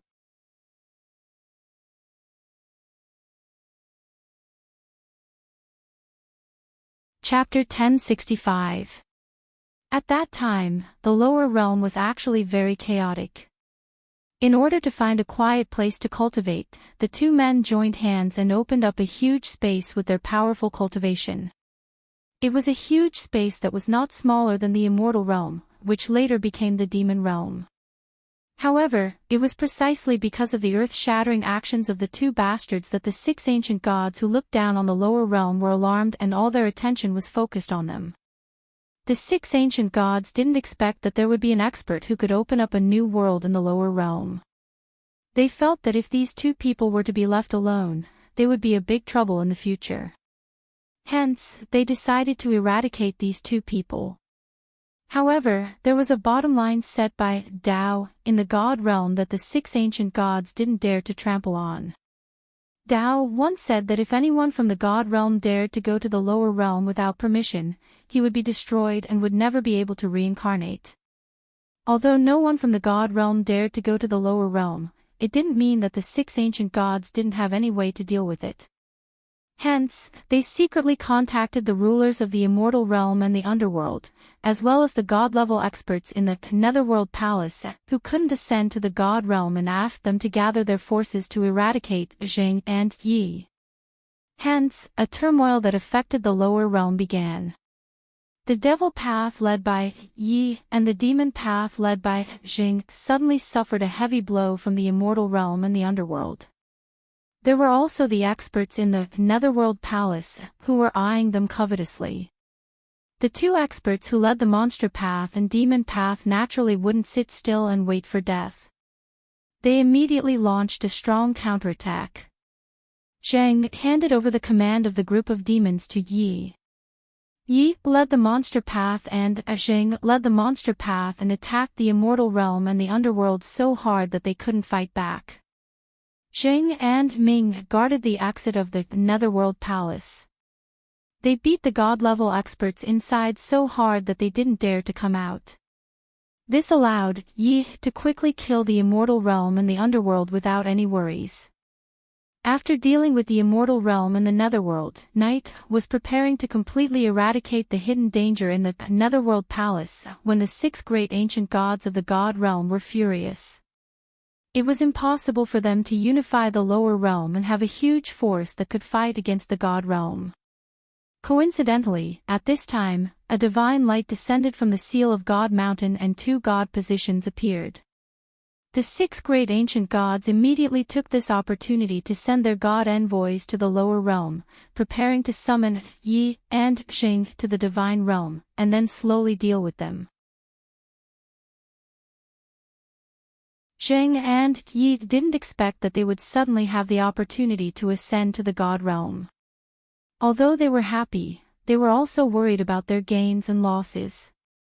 There were only 2 places to ascend to the God realm, and Dark didn't have the chance. Neither of them could let go of Dark. After Ming found out about this, she didn't want the 2 of them to waste this rare opportunity because of her, so she persuaded the 2 of them to go to the divine world first and wait for her there. She said that she would definitely cultivate diligently and sooner or later, she would also ascend to the divine world. At that time, the 3 of them would meet again in the divine world. Who knew that at this time, the 2 men actually decided to give up the rare opportunity to ascend to the divine world and stay to accompany Dark. At this time, Zheng naturally didn't want to delay Night anymore, so he told her about his relationship with Dark. He said that it was he who should stay to accompany Dark and asked Night to cherish this rare opportunity to go to the divine world. However, Night's character is very easy to go to extremes. After knowing the truth of the matter, he immediately flew into a rage. He thought that Zheng had secretly colluded with Dark to open up a new world with him and was playing with him. In his rage, Night brazenly attacked Zheng. Not to mention that Zheng was not a match for Dark at that time, Zheng also felt guilty and was not prepared for it. He was seriously injured on the spot. When the devil god is angry, no one can stop him. Then, Night brazenly killed Zheng, who was seriously injured, regardless of Dark's desperate attempts to stop him. Not only that, Night didn't let it go. He even stripped away Zheng's primordial spirit and annihilated it. He didn't even give Zheng a chance to be reincarnated. It can be seen how crazy Night's stubborn character is. He turned against a friend of many years just like that. Hearing this, Yu Qianqiu immediately thought of the pair of cold and ruthless eyes that appeared in the sky in Lingfang Valley. Sure enough, it was filled with the smell of killing. But thinking of this, he couldn't help but have a trace of doubt. Since the devil god already had the strength to open up a space, in addition to that pair of cold and ruthless divine eyes that could lock on what happened in the human world at any time, he couldn't help but say doubtfully, "I've heard that there are almighty people who can open up a passage from one world to another at any time. Could it be that the devil god who could open up a space at that time still couldn't open up a passage to the divine realm?" Granny Yen shook her head and said, "Not only does Night have the ability to open up a passage to the divine realm, even Zheng has the same ability. But it's not as easy as you think to open up a passage from one world to another. It's easy to open up a passage, but you don't know where the destination is. In other words, you don't even know where the divine realm is. So what's the use of opening up a passage at random? Can you step into the divine realm just by opening up a space passage? Who dares to rush in blindly without knowing where the end of the broken void is? If that's the case, you might sink into the endless void forever and be devoured by an inexplicable force. If you don't know the way, you won't be able to enter. No matter how much effort you put in, it's all for naught. So that's how it is." Yu Qianqiu nodded in understanding and asked again, "What happened after that?" Grey Cloud Xayan and Xinyu stood on the flying shuttle and listened attentively. Being fortunate enough to hear these words, not only did it increase their knowledge, it was also greatly beneficial to their future cultivation. Granny Yen raised her hand and touched Taishu Zheng's tombstone with a sigh. After Zheng was killed, Ming collected his corpse and threatened Night to take revenge on him. Night was still angry and immediately kidnapped her, wanting to bring Ming to the divine realm. He wanted the 2 of them to be together forever, saying that no one could take anything away from him. The messenger from the divine realm didn't expect such a thing to happen. He didn't expect that the 2 targets he wanted to eliminate would actually kill each other. One of them died so easily. After the shock, not only did he not get angry, but he happily took care of both of them and brought them to the divine realm. After arriving at the divine realm, Night found that the divine realm wasn't as beautiful as he imagined. The entire divine realm was obviously the exclusive land of the ancient gods. As an outsider, he didn't have much power and was even ostracized on the way to the god's sealing mountain. Especially when he heard the secret ridicule from the descendants of the 6 great clans. Only then did he understand that he and Jing should have ascended to the god realm a long time ago, and the divine splendor that belonged to the 2 of them had long been divided by the others. Now, what was given to him was what was left of the others. Night and Ming were chased into the ancient and desolate forbidden land of gods. Looking at the 2 divine splendors that fell from the sky, although they were beautiful and dazzling, they were 2 thin rays. He couldn't help but smile bitterly and loosen the restriction on Ming. 2 former friends, but now enemies, faced each other alone in the ancient and desolate forbidden land of gods. One of them cursed angrily, while the other shook his head and smiled bitterly.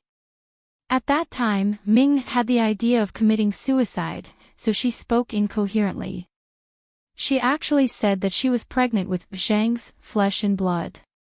As expected, Night was enraged and was restrained by Night once again. However, Night didn't kill her. He only whispered in her ear that if he didn't guess wrongly, once the 2 of them absorbed the 2 beams of divine essence, they would definitely be persecuted after going through this process. To Ming's surprise, Night brought her under the 2 rays of divine splendor and used the heaven-defying, demonic reversal technique to help Ming absorb the 2 rays of divine splendor into her body. After that, Night told Ming that if you really hate me that much, then you should live well and save your life to take revenge on me. Ming didn't understand what Night meant when Night slapped her stomach and killed the fetus in her stomach. Night said to the grief-stricken Ming again, "I'm sorry. I had no choice but to do this. I didn't have the confidence to escape with you.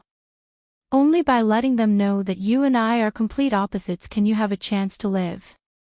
Remember, if you want to take revenge for Jing and the dead fetus in your stomach, then you must live well." When they heard this, all of them were moved and couldn't help but look at each other. The demonic god Night was neither good nor evil. It was hard to tell if he was a good person or a bad person. It even made the 3 of them feel suffocated. Night really escaped from the sealed god's forbidden land. Yu Qianqiu couldn't help but ask. If he didn't escape, how could the current demonic god exist? Granny Yan nodded indifferently and said, "Indeed, he single-handedly fought his way out of the sealed god's forbidden land and escaped." The guards outside the forbidden land didn't expect to encounter such a ferocious desperado. However, at that time, Night's cultivation was not high enough to move unhindered in the immortal world. Immediately, there were countless experts who chased after him. One can well imagine what happened to him. Although he killed many of those who chased after him, he was forced to break all 4 of his limbs along the way. He had to use the blood escape art 4 times before he was able to escape. It could be said to be extremely tragic. Those who saw it with their own eyes were all shocked. Later on, when they recalled it, they would still be moved. However, his ability was indeed extraordinary. I can't help but admire him. So many people couldn't stop him and he escaped in the end. After that, the 6 clans led by the 6 ancient gods almost searched the entire divine world, but they couldn't find his hiding place. They also didn't know where he was hiding. Fortunately, under his ruthless actions, he made the right bet. Ming really managed to keep her life. You're tuning into the LoveLore Library YouTube channel. We're so grateful for your support and don't forget to subscribe to join us on this incredible journey through captivating stories. Your generosity through donations truly makes a world of difference, as it's the primary source of revenue that allows me to expand and enhance this channel for you. Thank you from the bottom of my heart for being a part of this adventure.